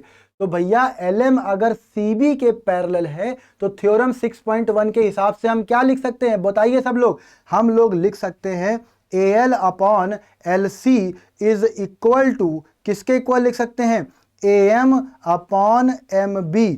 ये बात समझ में आई या नहीं। क्या करा हमने, कुछ नहीं करा, क्वेश्चन में जो फिगर दिया था उस फिगर का यूज करा और क्वेश्चन की ही line LM is parallel to CB को यूज करा, एक इक्वेशन तुरंत बन गई। अब आगे पढ़ते हैं, देखो ध्यान से। आगे हमने पढ़ा LN is parallel to CD। कहाँ है LN, देखो ये है LN, किसके पैरेलल, CD के पैरेलल। किस ट्रायंगल में आ रहा है, ये देखो AC और ये देखो D। ये ट्रायंगल दिखा, हाँ सर दिखा। अगर ना दिखा हो तो देखो बना के दिखाते हैं। ये इस तरह का कुछ ट्रायंगल बन रहा है, क्या नाम है, ए सी डी, इसमें कौन कौन से पॉइंट दिए हैं, एल एन, कौन कौन से, एल एन, दोनों लाइनें आपस में कैसी हैं, पैरेलल दी हैं। थ्योरम 6.1 क्या बोलेगी सर, ये बोलेगी A N upon N D is equal to किसके, A L upon L C के। ये बात समझ में आई या नहीं, हाँ सर समझ में आ गई। ये इक्वेशन नंबर 2 और ये बेटा ओ नहीं है, ये डी है। ठीक है, बोलते रहा करो बीच बीच में कि अगर गलत पढ़ाएं तो भैया टोक दिया करो। ये इक्वेशन नंबर 1 और इक्वेशन नंबर 2 हमें मिल गई। अब देखते हैं प्रूफ क्या करना है। A M upon A B is equal to A N upon A D proof करना है। यहाँ थोड़ा ध्यान से देखिए, अगर इज इक्वल टू को हटा दें तो देखिए मेरा नाम लिखा हुआ है ए एम ए एन, गजब, क्या ऑब्जर्वेशन है। अच्छा भाई, तो हमें करना क्या होगा, देखिए इक्वेशन 1 और 2 को अगर हम बहुत ध्यान से घूर घूर के देखें तो हमें दिखता है कि A L upon L C, A L upon L C दोनों में आ रहा है। इसका मतलब इक्वेशन 1 और 2 एक ही वैल्यू को रिप्रेजेंट करते हैं और इसका मतलब ये हो गया कि A M upon M B is equal to A N upon N D. कैसे, यूजिंग इक्वेशन 1 एंड 2। बट क्या यही प्रूफ करना है, आप सब बोलेंगे नो सर ये प्रूव नहीं करना है। प्रूविंग कैसे करते हैं, इसमें क्या सोचना है, कैसे सोचना है, ये बात आपको समझनी है। देखिए हमें एम चाहिए प्रूविंग में, क्या आपके पास एम है, हाँ सर एम है। इसका मतलब अपनी इक्वेशन में हम एम को टच नहीं करेंगे, वो बिल्कुल सही रखा है। फिर आगे देखो ए बी, क्या ए बी है, नहीं है, इसका मतलब ए बी चाहिए। समझ में आ रही है बात। फिर देखो ए एन, क्या मेरे पास ए एन है, हाँ सर ए एन है, ए एन को टच नहीं करेंगे, बना बनाया रखा है। फिर हमें चाहिए ए डी, क्या ए डी है, नहीं है, मतलब हमको ए बी और ए डी चाहिए। अब ए बी और ए डी को ध्यान से देखेंगे हम लोग, तो ए बी और ए डी को ध्यान से देखें तो ये पूरी लाइन ए बी, समझना बात को, ये पूरी लाइन ए बी और ये पूरी line A D. A B किससे मिलकर बना है, ए बी बना है ए एम और एम बी से। ए डी किससे मिलकर बना है, ये बना है ए एन और एन डी से। क्यों ना ए एम और एम बी, ये देखो दिख गए ए एम और एम बी, इनको ऐड कर दें। कैसे ऐड होंगे आपस में, +1 करके होंगे। बहुत बढ़िया, कैसे ऐड होंगे, +1 करेंगे, एलसीएम लेके ये दोनों साथ में आ जाएंगे। उसी तरह से देखो भाई ए एन और एन डी, इनको ऐड करेंगे तो क्या मिलेगा, ए डी। बात समझ में आई इतनी, बहुत बढ़िया। अब हम तुम्हें एक बात बोलने जा रहे हैं, जिसके समझ में आएगी वो सब लोग चिल्ला के बोलेंगे समझ में आ गया। हम इस इक्वेशन नंबर 3 को रेसिप्रोकल करने जा रहे हैं। किसी को स्टेटमेंट याद है मेरा, रेसिप्रोकल करने जा रहे हैं। क्यों कर रहे हैं रेसिप्रोकल, आप लोग सोचिए जब तक हम इसको लिखते हैं। M B upon A M is equal to N D upon A N. भैया सोच पाए, देखो हम बताते हैं। क्या हमें अपनी प्रूविंग में कहीं पर भी एम बी दिख रहा है, नहीं। क्या एन डी दिख रहा है, नहीं। जो हमें प्रूविंग में नहीं चाहिए उसको हमें करना होगा गायब। गायब कैसे करेंगे, जब दोनों साइड +1 करेंगे तो ऊपर वाले यानी न्यूमरेटर में डिनोमिनेटर ऐड होगा और न्यूमरेटर और डिनोमिनेटर मिलके कंप्लीट साइड बन जाएंगे। मतलब डिनोमिनेटर तो बचा रहेगा नीचे अपॉन में, लेकिन ऊपर न्यूमरेटर प्लस डिनोमिनेटर मिलके पूरी साइड बन जाएंगे और कहीं ना कहीं न्यूमरेटर की जो वैल्यू है वो गायब हो जाएगी स्टेटमेंट से। बात समझ में आई। चलो अब हम लोग इसको सॉल्व करते हैं। तो हमें लेना है इसका एलसीएम। जब हम एलसीएम लेंगे 1 के नीचे कुछ नहीं होता है तो 1 ही होता है। ए एम एलसीएम आ जाएगा, A M plus M B is equal to, यहाँ पर ए एन एलसीएम आ जाएगा, N D plus A N. अब बताओ भैया ए एम और एम बी मिलकर क्या बन जाएंगे, देखो फिगर में ए एम और एम बी मिलकर बनेंगे ए बी और ए एन और एन डी मिलकर बनेंगे ए डी। चलो वैल्यू पुट कर देते हैं, तो यहाँ पर आ जाएगा ए बी, ये आ जाएगा A B upon A M, ये आ जाएगा A D upon A N.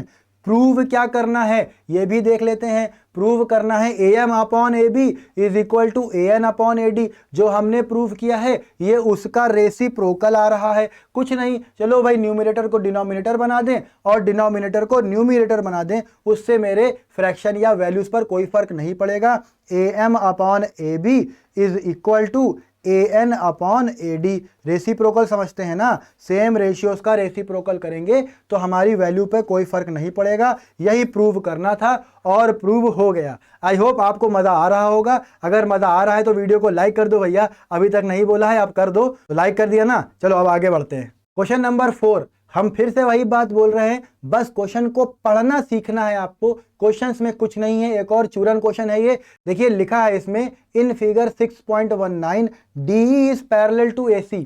सबसे पहले इनको ढूंढो, DE कहां पर है, ये है सर DE, और AC कहां पर है सर, ये देखिए है AC। किस ट्रायंगल में ये दोनों साइड्स आएंगी, ये अगर आप खोज ले गए क्वेश्चन खत्म। देखिए कौन सा ट्रायंगल बन रहा है, ये ट्रायंगल बन रहा है सर ABC वाला। बहुत बढ़िया, इसको अलग से बना के दिखाएं, समझना। देखो भाई, ये एक ट्रायंगल ABC, नाम दे देते हैं इसको ABC। यहां पर एक पॉइंट E है और यहां पे एक पॉइंट D है, और जब D को E से मिलाते हैं तो जो साइड बनती है DE वो पैरेलल है AC के। ये क्वेश्चन में दिया है। देखिए इतनी सी लाइन यानी DE is parallel to AC से क्या क्या रिजल्ट निकाल लिए, यही सीखना है आपको। अब देखिए DE अगर AC के पैरेलल है तो हमने क्या पढ़ा है थ्योरम 6.1 में, अगर B से इसको हम देखना शुरू करें तो B से D और D से A, B से E और E से C, ये जो पार्ट्स बन रहे हैं कौन से, BD upon DA is equal to BE upon EC, ये आपस में इक्वल होंगे। थ्योरम 6.1 में हम पढ़ चुके हैं, इसको ले लिया हमने इक्वेशन नंबर 1। अब भैया आगे पढ़ते हैं क्वेश्चन को, अभी तो बिल्कुल जरा सा ही पढ़ा है ना क्वेश्चन, आगे पढ़ो। DF is parallel to AE, DF is parallel to AE। अब फिगर में हम लोग DF ढूंढते हैं। DF कहां पर है, ये देखो DF दिख गया DF, और AE कहां पर है, ये देखो AE भी दिख गया। कौन से ट्रायंगल में आ रहे हैं, ABE में आ रहे हैं, दिख रहा है, हाँ सर दिख रहा है। फिर से देखो ट्रायंगल में समझो, ये एक ट्रायंगल लिया। हम हर बार ट्रायंगल में क्यों बताते हैं, जिससे दिमाग में कोई भी डाउट ना रहे। ये देखो ABE, और इसमें कौन से पॉइंट्स हैं, D एंड F, ये D है ये F है। DF is parallel to AE दिया हुआ है। जब DF AE के पैरेलल है तो फिर से वही बात, BD upon DA is equal to BF upon FE, यही आएगा या नहीं, हाँ सर बिल्कुल यही आएगा। लिख दो फिर, बचा क्या इसमें, BD upon DA is equal to BF upon FE, ये आ गया FE। इस D को हम थोड़ा अलग लिख दे रहे हैं, ये हो गया आपका D। अब देखो ये इक्वेशन नंबर हो गई हमारी कौन सी, इक्वेशन नंबर हो गई 2। अब इक्वेशन 1 और 2 को बहुत ध्यान से आप देखते हैं तो आपको दिखेगा, क्या दिखेगा, BD अपॉन DA 1 में भी है, BD अपॉन DA 2 में भी है। इसका मतलब इक्वेशन 1 और 2 इक्वल वैल्यूज को रिप्रेजेंट करते हैं, और दोनों ही इक्वेशन के क्योंकि लेफ्ट साइड इक्वल है, इसका मतलब इनके राइट साइड भी इक्वल होंगे। और ध्यान से देख लो, प्रूविंग में क्या प्रूव करना है, यही प्रूव करना है। चलो फिर लिख देते हैं एक ही साथ। तो फ्रॉम इक्वेशन 1 एंड 2 क्या लिखेंगे हम लोग, BE upon EC is equal to BF upon FE, यही तो प्रूव करना था और ये प्रूव हो गया। चलो आई होप आप लोग को क्वेश्चन समझ में आ रहे होंगे और प्रूविंग के क्वेश्चंस में मजा भी आ रहा होगा, कोई बोर नहीं हो रहा होगा। चलिए नेक्स्ट क्वेश्चन को देखते हैं। क्वेश्चन नंबर 5 पढ़िए। In figure 6.20 DE is parallel to OQ and DF is parallel to OR, show that EF is parallel to QR। देखो इसको हम थोड़ा सा आगे चल के पढ़ना शुरू करते हैं। लिखा है show that EF is parallel to QR। मेरा कहने का मतलब ये है, प्रूविंग के क्वेश्चंस में जब तक आपको ये नहीं पता है कि आपको शो क्या करना है, तब तक आप क्वेश्चन प्रूव ही नहीं कर पाएंगे। आप भटकते रहेंगे, कोई एक इक्वेशन लिखेंगे फिर दूसरी इक्वेशन लिखेंगे और हो जाएंगे कंफ्यूज, कहेंगे आंसर तो आ नहीं रहा। देखो प्रूव क्या करना है, प्रूव करना है EF is parallel to QR। Figure में ढूंढो ये कहां पर है, देखो EF ये है EF, QR कहां पर है, ये है QR। किस ट्रायंगल में आ रहा है, PQR में आ रहा है, समझ रहे हो, PQR में आ रहा है। अगर मान लें कि ये स्टेटमेंट सही है, मतलब EF is parallel to QR है, जो कि दिया नहीं है, प्रूव करना है। अगर ये पैरेलल होता तो हमें क्या पता था थ्योरम 6.1 से? हमको ये पता था कि PE upon EQ is equal to PF upon FR, ये होता है। अब बात को समझिए, ये एक्चुअल में दिया नहीं है। अब समझो हम क्या बोलना चाह रहे थे। अगर हमने ये चीज शो कर दी PE upon EQ is equal to PF upon FR, तो थ्योरम 6.2 से, क्योंकि एक लाइन किसी ट्रायंगल की दो साइड्स को इक्वल रेशियो में डिवाइड करती है, इसलिए वो लाइन तीसरी लाइन के पैरेलल होगी। इसका मतलब ऑटोमेटिकली ये EF पैरेलल QR आ जाएगा। कब? जब हम ये प्रूव कर दें कि PE upon EQ is equal to PF upon FR। अब यहां से क्वेश्चन आपका एक तरीके से बदल गया। आपको EF is parallel to QR prove करने के लिए ये पहले प्रूव करना पड़ेगा, फिर ये रिजल्ट आएगा। तो हमें पहले देखना है PE upon EQ is equal to PF upon FR। अब क्वेश्चन को फिर से पढ़ते हैं। क्या लिखा है?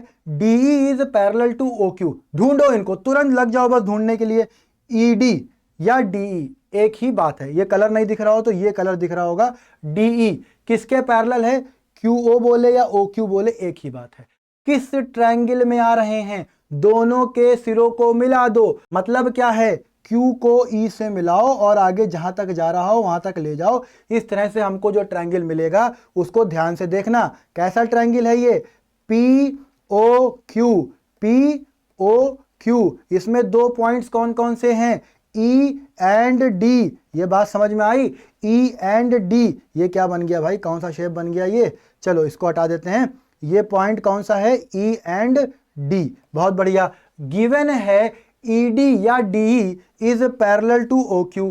अब ये लाइन अगर पैरेलल है तो इस ट्रायंगल से क्या रिजल्ट मिलेगा? PE upon EQ is equal to PD upon DO। ये बात समझ में आई? D और O बिल्कुल एक जैसे लग रहे हैं, थोड़ा सा डिफ्रेंशिएट कर देते हैं, अब समझ में आ रहा होगा। ठीक, इसको इक्वेशन नंबर ले लिया 1। अब देखिए आगे पढ़ते हैं क्वेश्चन को। क्या लिखा है? क्वेश्चन में लिखा है DF is parallel to OR। ढूंढो, तुरंत ढूंढो। DF ये दिख गया, साफ साफ बनाएं। DF कहाँ है? ये देखो DF किसके पैरेलल? OR के। किस ट्रायंगल में आएंगे? सब लोग चिल्ला चिल्ला के बोलेंगे POR में आएंगे। चिल्लाना इसलिए है क्योंकि घर वालों को लगना चाहिए बच्चा पढ़ रहा है, ठीक है, फोन नहीं चला रहा। अब क्या गिवन है? चलो इसको भी अलग से बना लेते हैं। जब इसको अलग से बनाएंगे तो ये कैसा ट्रायंगल बनेगा? थोड़ी सी जगह की कमी है मेरे पास, आप लोग समझ लीजिएगा, छोटा बना रहे हैं। ये कुछ ऐसा ट्रायंगल बनेगा। इसकी नेमिंग करते हैं POR, और देखिए D और F ये पॉइंट्स हैं। ये लाइन इसके पैरेलल गिवन है। जब DF पैरेलल OR है तो हम क्या लिखेंगे? सब लोग बोलेंगे साथ में, PD upon DO is equal to PF upon FR। कौन सी थ्योरम? 6.1। बहुत बढ़िया, इक्वेशन नंबर 2। क्या करना है सर? घूर घूर के देखना है। किसको देखना है? इक्वेशन 1 और 2 को देखना है। क्या दिख रहा है सर? दिख तो रहा है PD upon DO। PD upon DO दोनों में आ रहा है। क्या किया जाए सर? इक्वेशन 1 और 2 को इक्वेट कर दें, दोनों वैल्यूज आ जाएंगी जो प्रूव करनी थी। क्या आएंगी बताओ भैया? सब लोग साथ में बोलेंगे PE upon EQ is equal to PF upon FR। आ गया ना भैया? हाँ सर आ गया। यही तो बनाया था रोड मैप। ये अगर शो कर दिया तो थ्योरम 6.2 के हिसाब से समझिए, फिगर में समझिए ध्यान से। एक लाइन है EF जो ट्रायंगल PQR में कुछ इस तरह से बनाई जाती है कि ये जो EF है ये PE और EQ and PF and FR को इक्वल रेशियो में बांटती है। इसलिए ये दिखा दिया ना ये वाला पॉइंट। ये पॉइंट दिखाने के बाद थ्योरम 6.2 के स्टेटमेंट से हम कह सकते हैं कि EF इज पैरेलल टू किसके? QR के। साफ साफ लिख दें तो क्या लिखेंगे? EF is parallel to QR। यही प्रूव करना था और प्रूव हो गया। आई होप आप लोग को मजा आ रहा होगा। चलिए नेक्स्ट क्वेश्चन पे चलते हैं। Question number 6। In figure 6.21 A B C are points on OP OQ and OR respectively, ठीक है, such that AB is parallel to PQ, AC is parallel to PR and show that BC is parallel to QR। क्योंकि दो लाइनों को parallel proof करना है, पिछले question में भी यही पैटर्न था। एक्सप्लेनेशन बेटा सेम होगी। हमको क्या शो करना होगा, BC और QR को अगर पैरेलल दिखाना है तो ये किस ट्रायंगल में आ रहे हैं, पहले तो ये देखना होगा। ये आ रहे हैं OQR में, बहुत बढ़िया। और इस OQR में अगर हम OB और BQ, समझिए OB upon BQ is equal to OC upon CR को शो कर देते हैं तो थ्योरम 6.2 के हिसाब से BC is parallel to QR prove हो जाती है। तो अब हम लोग डायरेक्ट करेंगे और इन क्वेश्चंस को खत्म करेंगे। देखिए बात को समझिए, पहले लिखा है AB is parallel to PQ, ढूंढो AB कहाँ है, ये है भैया AB।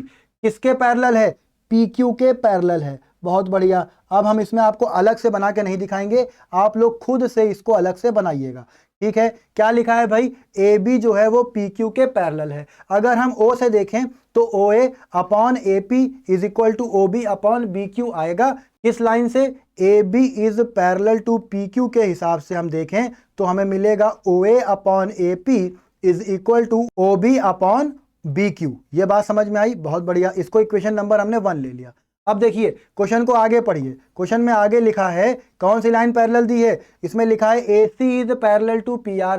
ढूंढो फिगर में, ये देखो AC दिख रहा है, हाँ सर। PR दिख रहा है, हाँ सर दिख रहा है। किस ट्रायंगल में आ रहे हैं सर, POR में आ रहे हैं। ये दोनों लाइनें पैरेलल हैं। जब AC पैरेलल PR है, AC पैरेलल PR है तो ट्रायंगल कौन सा, OPR में क्या दिख रहा है, OA upon AP is equal to OC upon CR। लिख दो, OA upon AP is equal to OC upon CR। इसको क्या नाम दे दे भाई, इक्वेशन नंबर 2।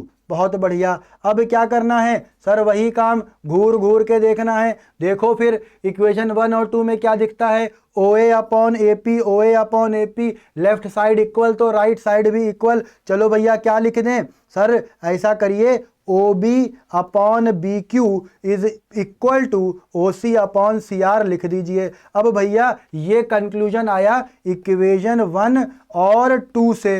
ये बात समझ में आई, यही बात बोली थी क्वेश्चन के स्टार्टिंग में।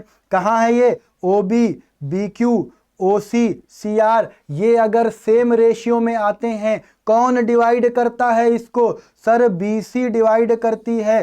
तो BC डिवाइड कर रही है दो साइड्स को इक्वल रेशियो में, तो BC तीसरी साइड से क्या रिलेशन बनाएगी सर, पैरेलल हो जाएगी। तो लिख दो थ्योरम 6.2 के स्टेटमेंट से BC is parallel to QR। यही प्रूव करना था। समझ में आ गई बात, चलो बहुत बढ़िया। मजा आ रहा हो तो भैया वीडियो लाइक करो, अगर नहीं लाइक करी तो जरूर लाइक करो। लाइक नहीं करते हो यार तुम लोग। चलो नेक्स्ट क्वेश्चन को देखते हैं। क्वेश्चन नंबर 7 लिखा है, using theorem 6.1 prove that a line drawn through the mid point of one side of a triangle. इसको नाम दे दे अगर हम A B एंड C। इसका मिड पॉइंट हम लोग डिसाइड कर लेते हैं अपने मन से। सपोज ये इसका मिड पॉइंट है E। अगर E AB का मिड पॉइंट है, इसका मतलब क्या हुआ, इसका मतलब ये हुआ कि AE और EB जो होगा वो आपस में इक्वल होगा। हमने वो स्टेटमेंट नहीं लिखा है कि let E be the mid point of AB, हमने डायरेक्ट रिजल्ट लिखा है AE और EB आपस में कैसे होंगे, इक्वल होंगे। ठीक है, चलिए फिर से पढ़ते हैं। Prove that a line drawn through the mid point of one side, मतलब यहां से एक लाइन बनाई जा रही है और किस तरह की लाइन है वो, one side of a triangle parallel to the another side.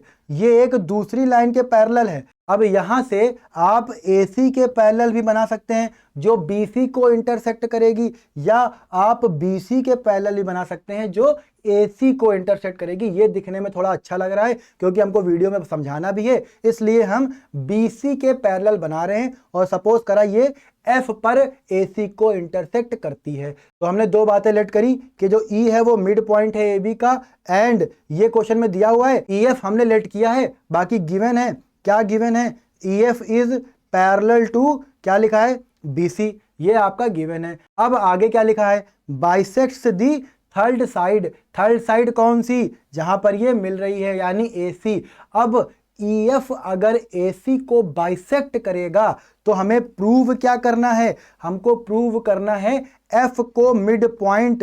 अगर एफ को मिड पॉइंट प्रूव करना है, इसका मतलब एएफ और एफसी को बराबर शो करना है। यह बात समझ गए आप। प्रूविंग में शो क्या करना है, एफ को मिड पॉइंट शो करना है। एफ मिड पॉइंट शो कैसे होगा, एएफ और एफसी को इक्वल दिखा के होगा। अब जो बातें पता है उनको यूज करेंगे और देखते हैं कि हम क्वेश्चन को प्रूव कर पाते हैं या नहीं। तो चलिए देखते हैं। क्योंकि ये ईएफ और बीसी पैरेलल है तो हम थ्योरम 6.1 यूज करेंगे और इसने लिखा भी है यूजिंग थ्योरम 6.1।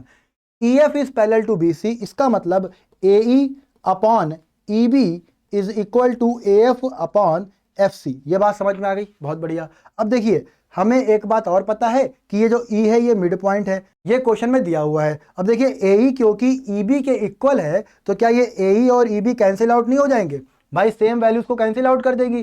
ठीक है, तो हमें क्या मिल रहा है, हमको मिल रहा है बेटा AF upon FC is equal to 1। अब अगर हम क्रॉस मल्टीप्लाई कर दें तो क्या हमें AF is equal to FC नहीं मिलेगा? सर बिल्कुल मिलेगा, और यही बात तो प्रूफ करनी थी। ये देखिए ना, AF को FC के इक्वल दिखा दिया, मतलब क्या हुआ, मतलब ये जो आपका AF वाला पार्ट है ये FC के बराबर आ गया। इसका मतलब जो F है वो कैसा पॉइंट है, सर F तो फिर मिड पॉइंट आ गया, और जब F मिड पॉइंट आ गया इसका मतलब हम क्या लिखेंगे, इसका मतलब हम लिखेंगे कि EF ने EF बाइसेक्ट्स करती है किसको, सर AC को। बस यही प्रूफ करना था, काम खत्म। बात समझ में आ गई। चलिए बहुत बढ़िया, अब हम लोग चलते हैं नेक्स्ट क्वेश्चन की तरफ। क्वेश्चन नंबर 8 पढ़िए, क्या लिखा है, यूजिंग थ्योरम 6.2। थ्योरम 6.2 क्या थी कि if a line segment which divides the two sides of a triangle in same ratio then the line segment is parallel to the third side. बात समझ में आ गई। चलो भैया बहुत बढ़िया, यहां पे लिखा है prove that the line joining the mid points of any to sides of a triangle. अगर हम ये ट्रायंगल ABC ले लें और कोई दो साइड्स AB और AC हमने अज्यूम कर ली, इसके एक मिड पॉइंट X हो गया, एक मिड पॉइंट Y हो गया। देखिए फिर से पढ़िए, prove that the line joining the mid points, मतलब इन मिड पॉइंट्स को ज्वाइन करने वाली लाइन, मतलब कौन सी लाइन, XY। बहुत बढ़िया, is parallel to the third side, मतलब प्रूफ क्या करना है, XY को BC के पैरेलल। अब दिया क्या क्या है, दिया ये है कि AX जो है वो XB के इक्वल है। क्यों, क्योंकि X is the mid point, ये इस बार हम लिखे दे रहे हैं, इज मिड पॉइंट ऑफ किसका, AB का। इसी तरह से सिमिलरली क्या लिख सकते हैं हम लोग, AY is equal to YC। क्यों, क्योंकि Y is the mid point of AC। बात समझ में आ गई, बहुत बढ़िया। अब हम लोग क्या करते हैं, थ्योरम 6.2 को कैसे यूज करते थे, रेशियो फाइंड करते थे, फिर कंपेयर करते थे। चलिए भैया करिए फिर, AX अपॉन XB की वैल्यू बताइए। तो देखिए AX अपॉन XB ये दोनों ही आपस में इक्वल हैं। देखिए AX और XB इक्वल हैं, यानी AX अपॉन XB की वैल्यू क्या आएगी, सर 1 आएगी। और क्या आएगी, सेम नंबर को सेम नंबर से डिवाइड करेंगे 1 ही तो आएगा। बिल्कुल सही बात है। उसी तरह से AY और YC की वैल्यू फाइंड करिए। सर देखिए AY और YC दोनों इक्वल हैं आपस में, ये देखिए लिखा हुआ है, क्योंकि Y is the mid point of AC, तो AY और YC तो इक्वल होना ही है। और जब इक्वल चीजों को डिवाइड करेंगे तो वैल्यू फिर से 1 आएगी। बहुत बढ़िया भाई, इसको हमने इक्वेशन नंबर 2 ले लिया।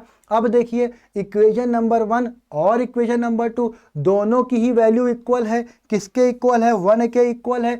मतलब क्या हुआ, क्योंकि इक्वेशन 1 और 2 के राइट पार्ट्स इक्वल हैं तो लेफ्ट पार्ट भी इक्वल होंगे। क्या कंक्लूजन देंगे हम लोग, समझिए बात को। तो हम लोग लिखेंगे from equation 1 and 2 AX upon XB is equal to AY upon YC। ये बात समझ में आई कि नहीं आई, बिल्कुल सर समझ में आई, इसमें क्या कठिन है। अब थोड़ा फिगर में आप साफ साफ देखिए, तो ये देखिए AX दिख रहा है, बहुत बढ़िया भाई, और ये है आपका XB। इन दोनों का जो रेशियो है ये देखिए लेफ्ट पार्ट, सही है, ये किसके इक्वल आ रहा है, AY, बहुत बढ़िया, और इसके अपॉन में कौन है, YC। ये देखिए तो ये AY और YC भी आ रहा है। जब दिख रहा है एक लाइन सेगमेंट है, कौन सा, सर XY, ये लाइन सेगमेंट ट्रायंगल की दो साइड्स कौन कौन सी सर, ए बी और ए सी, इनको सेम रेशियो में डिवाइड कर रहा है। कैसे प्रूव हुआ? इस स्टेटमेंट से। तो ये एक्स वाई तीसरी साइड के पैरेलल होगी। यही थ्योरम 6.2 है और क्वेश्चन में कहा है इसको यूज करो, हमने यूज करके दिखा दिया। तो यहां पर हम रिजल्ट क्या लिखेंगे? X Y is parallel to B C, यही प्रूव करना था। चलो भैया नेक्स्ट क्वेश्चन पे चलते हैं। क्वेश्चन नंबर 9 पढ़िए। A B C D is a trapezium, तो इसको नाम दे देते हैं भाई A B C and D. फिर क्या लिखा है? In which A B is parallel to D C, यानी कि ये जो साइड है आपकी ए बी किसके पैरेलल है? ये डी सी के पैरेलल है। बहुत बढ़िया। And its diagonals intersect each other at the point O, यानी अगर हम इसके डायगोनल्स बनाएं, चलो पहले इसकी बाउंड्री बना लेते हैं।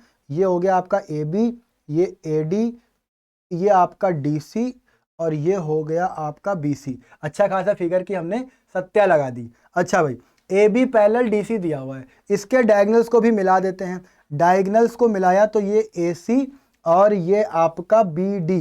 सही है भाई। कहाँ पर इंटरसेक्ट करते हैं ये? सर ये ओ पर इंटरसेक्ट करते हैं।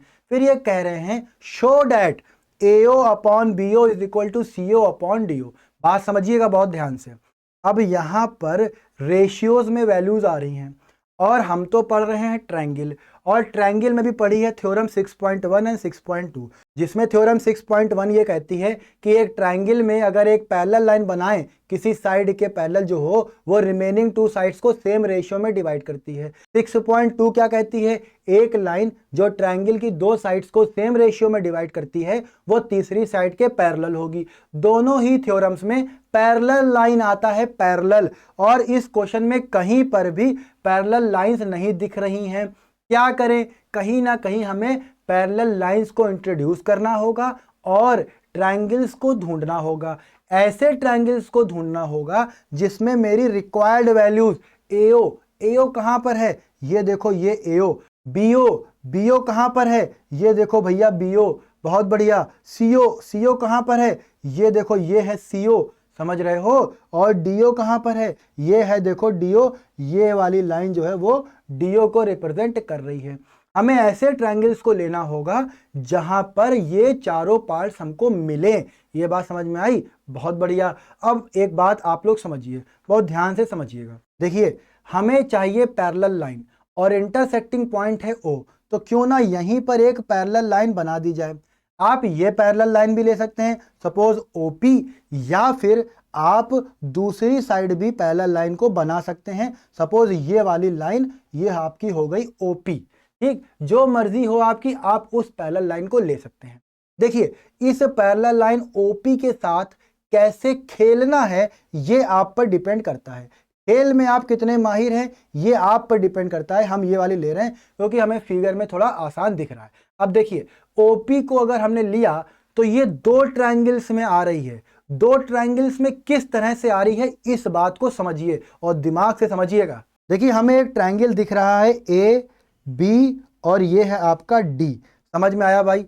चलो भाई, इसमें कहां पर है ये पॉइंट? ये ओ है, ये बी है, ये ए है और ये डी है।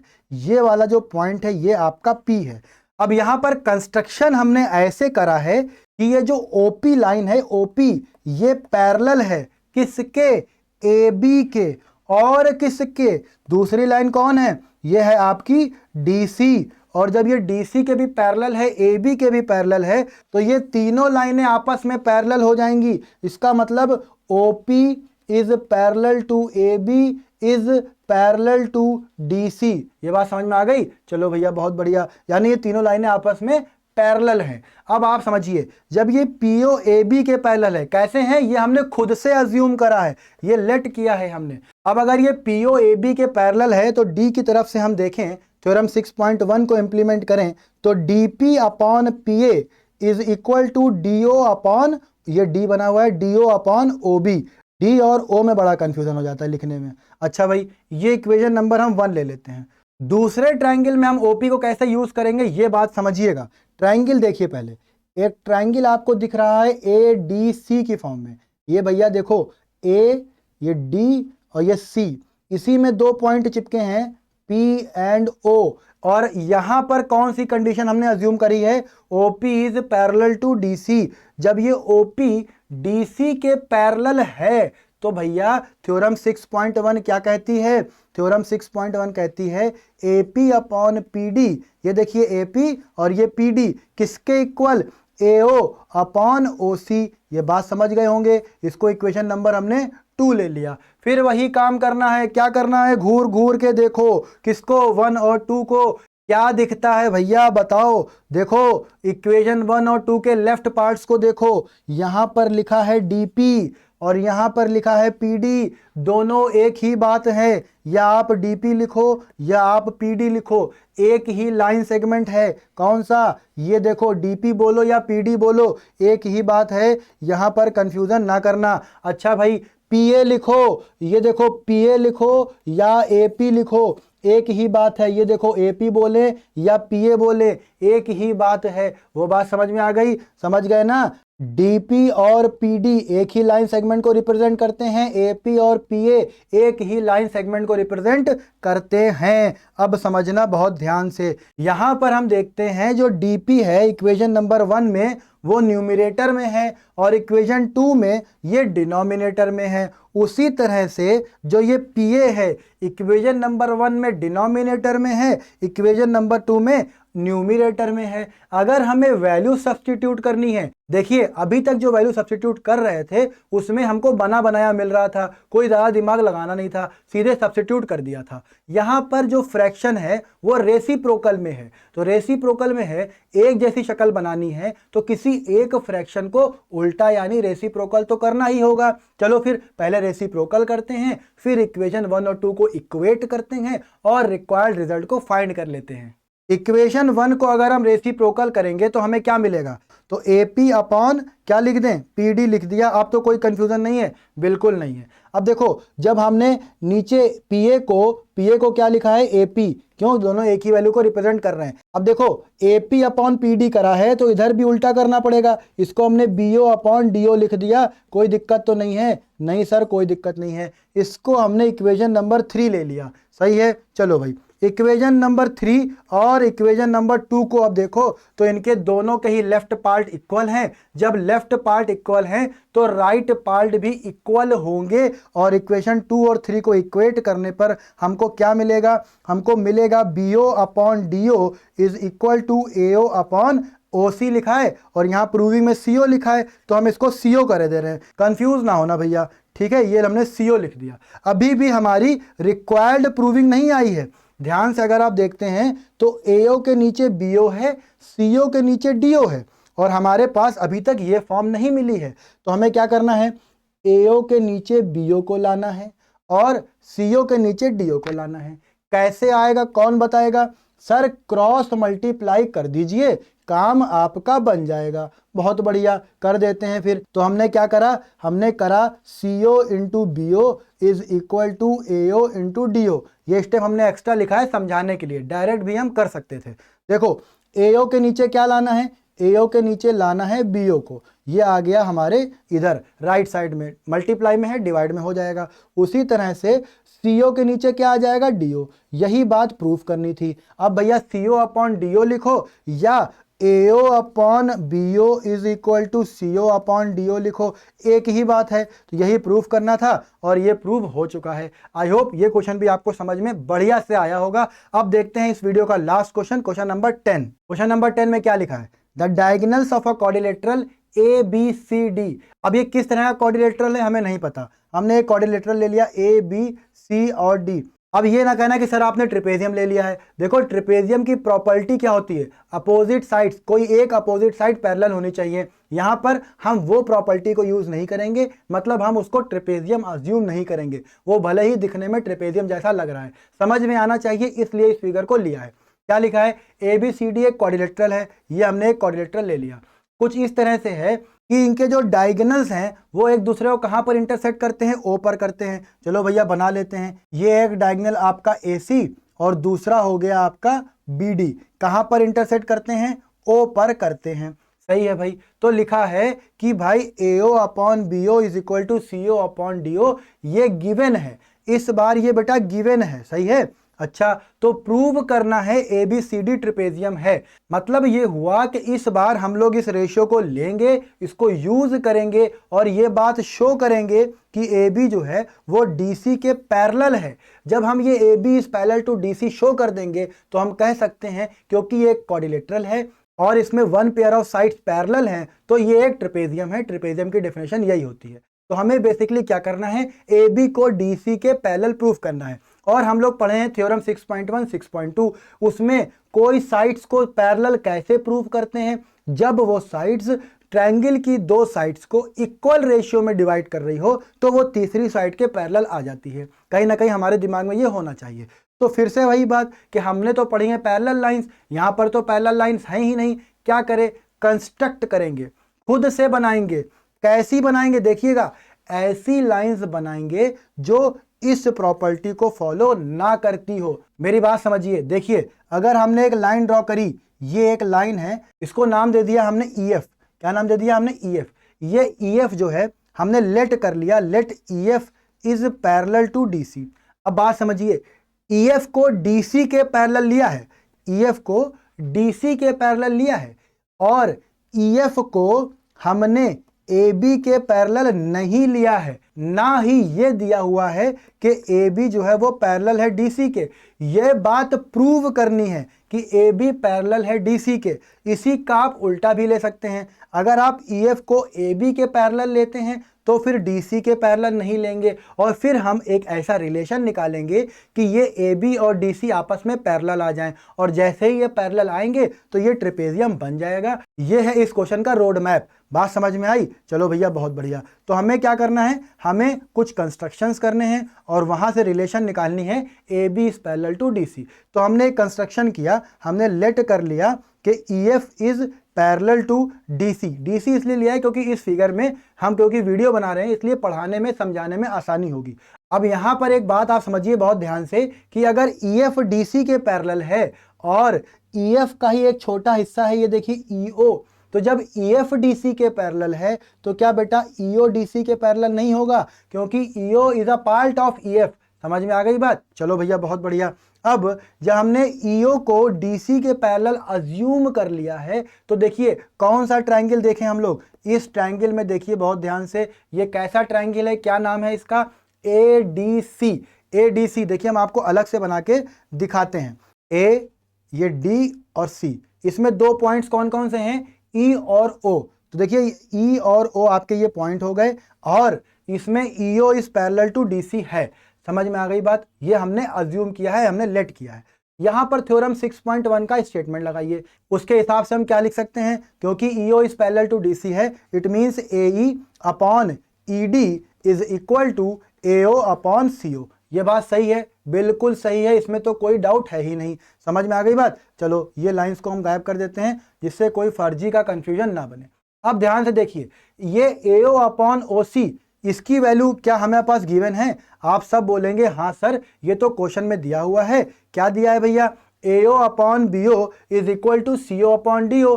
आप यहां पर क्या करिए सर, क्रॉस मल्टीप्लाई कर दीजिए, CO को AO के नीचे ले आए, BO को DO के ऊपर ले जाएं, तो AO upon CO is equal to BO upon DO। ये वैल्यू हम यहां से गिवन स्टेटमेंट से निकाल सकते हैं। ये वैल्यू यहां पर चिपका दीजिए। अगर हम इसको इक्वेशन नंबर 2 और इसको इक्वेशन नंबर 1 अज्यूम करें तो AO अपॉन CO की वैल्यू क्या आ रही है, BO अपॉन DO आ रही है। AO अपॉन CO की वैल्यू BO अपॉन DO आ रही है। ये वैल्यू हमने यहां पर रख दी, AE upon ED is equal to क्या रख दें, BO अपॉन DO। अगर आप लोग थोड़ा ध्यान से इस क्वेश्चन को देख रहे होंगे तो जो पिछले क्वेश्चन में हमने स्टेप्स करे थे, ये कहीं ना कहीं उन्हीं स्टेप्स का उल्टा यानी रेसिप्रोकल यानी कन्वर्स है। अब देखिए ध्यान से समझिए, यहां पर AE और ED कहां पर हैं, फिगर में देखिए, फिर से ध्यान से देखिए, फिगर में अगर हम ध्यान से देखें तो ये आपका AE है, ये आपका AE है, ये आपका ED है, सही है। दूसरी दो वैल्यूज वो कहां पर हैं, देखिए ये आपका BO है, BO दिख रहा है, बहुत बढ़िया। DO बताइए, DO, ये देखिए आपका DO है। अब आप लोग ध्यान से देखेंगे तो आपको दिखेगा कि हम लोग लेके चले थे ट्रायंगल ADC और अब जो रिलेशन आ रहा है वो आ रहा है ट्रायंगल ADB में। ट्रायंगल एडीबी में आ रहा है? आप सब कहेंगे हाँ सर बिल्कुल सही। जरा आप इसको अलग से समझिए। अगर हम इस ट्रायंगल को अलग से बनाएं तो हमें दिखेगा ये ए बी डी अगर बनाए तो ए बी और डी। यहां पर कौन से पॉइंट्स हैं? यहां पर पॉइंट्स है बेटा ई और ओ। समझ में आ गई बात? बहुत बढ़िया। अभी हमें ईओ के बारे में कुछ नहीं पता है। समझ में आ रहा ना? ईओ के बारे में कुछ नहीं पता है। इस रेशियो को यूज करिए। एई कहां पर है? ये एई है। ईडी कहां पर है? ये देखिए ईडी है। उसी तरह से बीओ और डीओ। मतलब ये हुआ कि एक ट्रायंगल दिख रहा है, इसमें एक लाइन सेगमेंट है ईओ, ये रिमेनिंग टू साइड्स को सेम प्रोपोर्शन में बांटता है। अगर आपको नहीं दिख रहा है ये बात, अगर आपको समझ में नहीं आ रहा है तो आप एक काम ये कर सकते हैं कि इसी रेशियो को आप रेसिप्रोकल कर लीजिए। देखिए ED upon AE is equal to DO upon BO. क्या करा? न्यूमिनेटर को डिनोमिनेटर, डिनोमिनेटर को न्यूमिनेटर बना दिया। देखो ईडी कहां पर है? ये है ईडी। एई कहां पर है? ये है एई। उसी तरह से डीओ कहां पर है? ये डीओ दिख रहा है और ये बीओ दिख रहा है। यहां पर आप थ्योरम 6.2 के पास जाइए। एक लाइन सेगमेंट ईओ कुछ ऐसा है जो ट्रायंगल में दो साइड्स को सेम प्रोपोर्शन में या सेम रेशियो में डिवाइड करता है। तो ये थर्ड साइड के लाइन कैसी होगी? सर ये पैरेलल होगी। इसका मतलब EO is parallel to A B. ये रिजल्ट समझ में आया? ईओ किसके पैरेलल आ गया? ईओ पैरेलल आ गया ए बी के। कौन सी थ्योरम? 6.2। तो अब ये बताओ कि जो मेरे पास रिजल्ट आया है EO is parallel to A B, इसको यूज कैसे किया जाए? अब आप लोग फिगर में इस बात को बहुत ध्यान से समझिएगा। देखिए हमने अजम्पशन क्या ली थी? हमने लिया था EF is parallel to DC. यही लिया था? हाँ सर। और क्योंकि ईओ ईएफ का ही पार्ट है तो हमने लिखा EO is parallel to DC. यहां से हमने थ्योरम 6.1 यूज करा और ट्रायंगल ए बी सी में हमने क्या करा? सेम प्रोपोर्शन लगाया।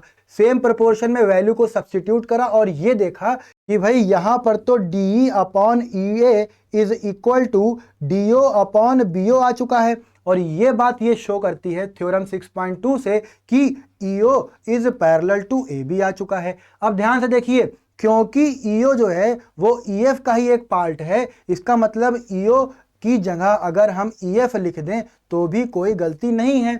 बात समझिए, बहुत ध्यान से समझिए। एक लाइन ये पैरेलल, एक और ये लाइन पैरेलल, एक और लाइन अगर हम बनाएं जो इन दोनों में से किसी एक के पैरेलल हो तो क्या ये दूसरी वाली लाइन के पैरेलल नहीं होगी? सर बिल्कुल होगी, क्योंकि तीनों लाइनें आपस में पैरेलल आ जाएंगी। ये अजम्पशन हमने ली थी, ये अजम्पशन ली थी और ये क्या करा है? ये प्रूव कर दिया है। इन दोनों अजम्पशन और प्रूव को मिला दें तो क्या मिलेगा? देखिएगा EF is parallel to DC और EF किसके पैरेलल है? सर AB के। तो ये तीनों आपस में पैरेलल। अब यहां से हमें अपना रिजल्ट चाहिए।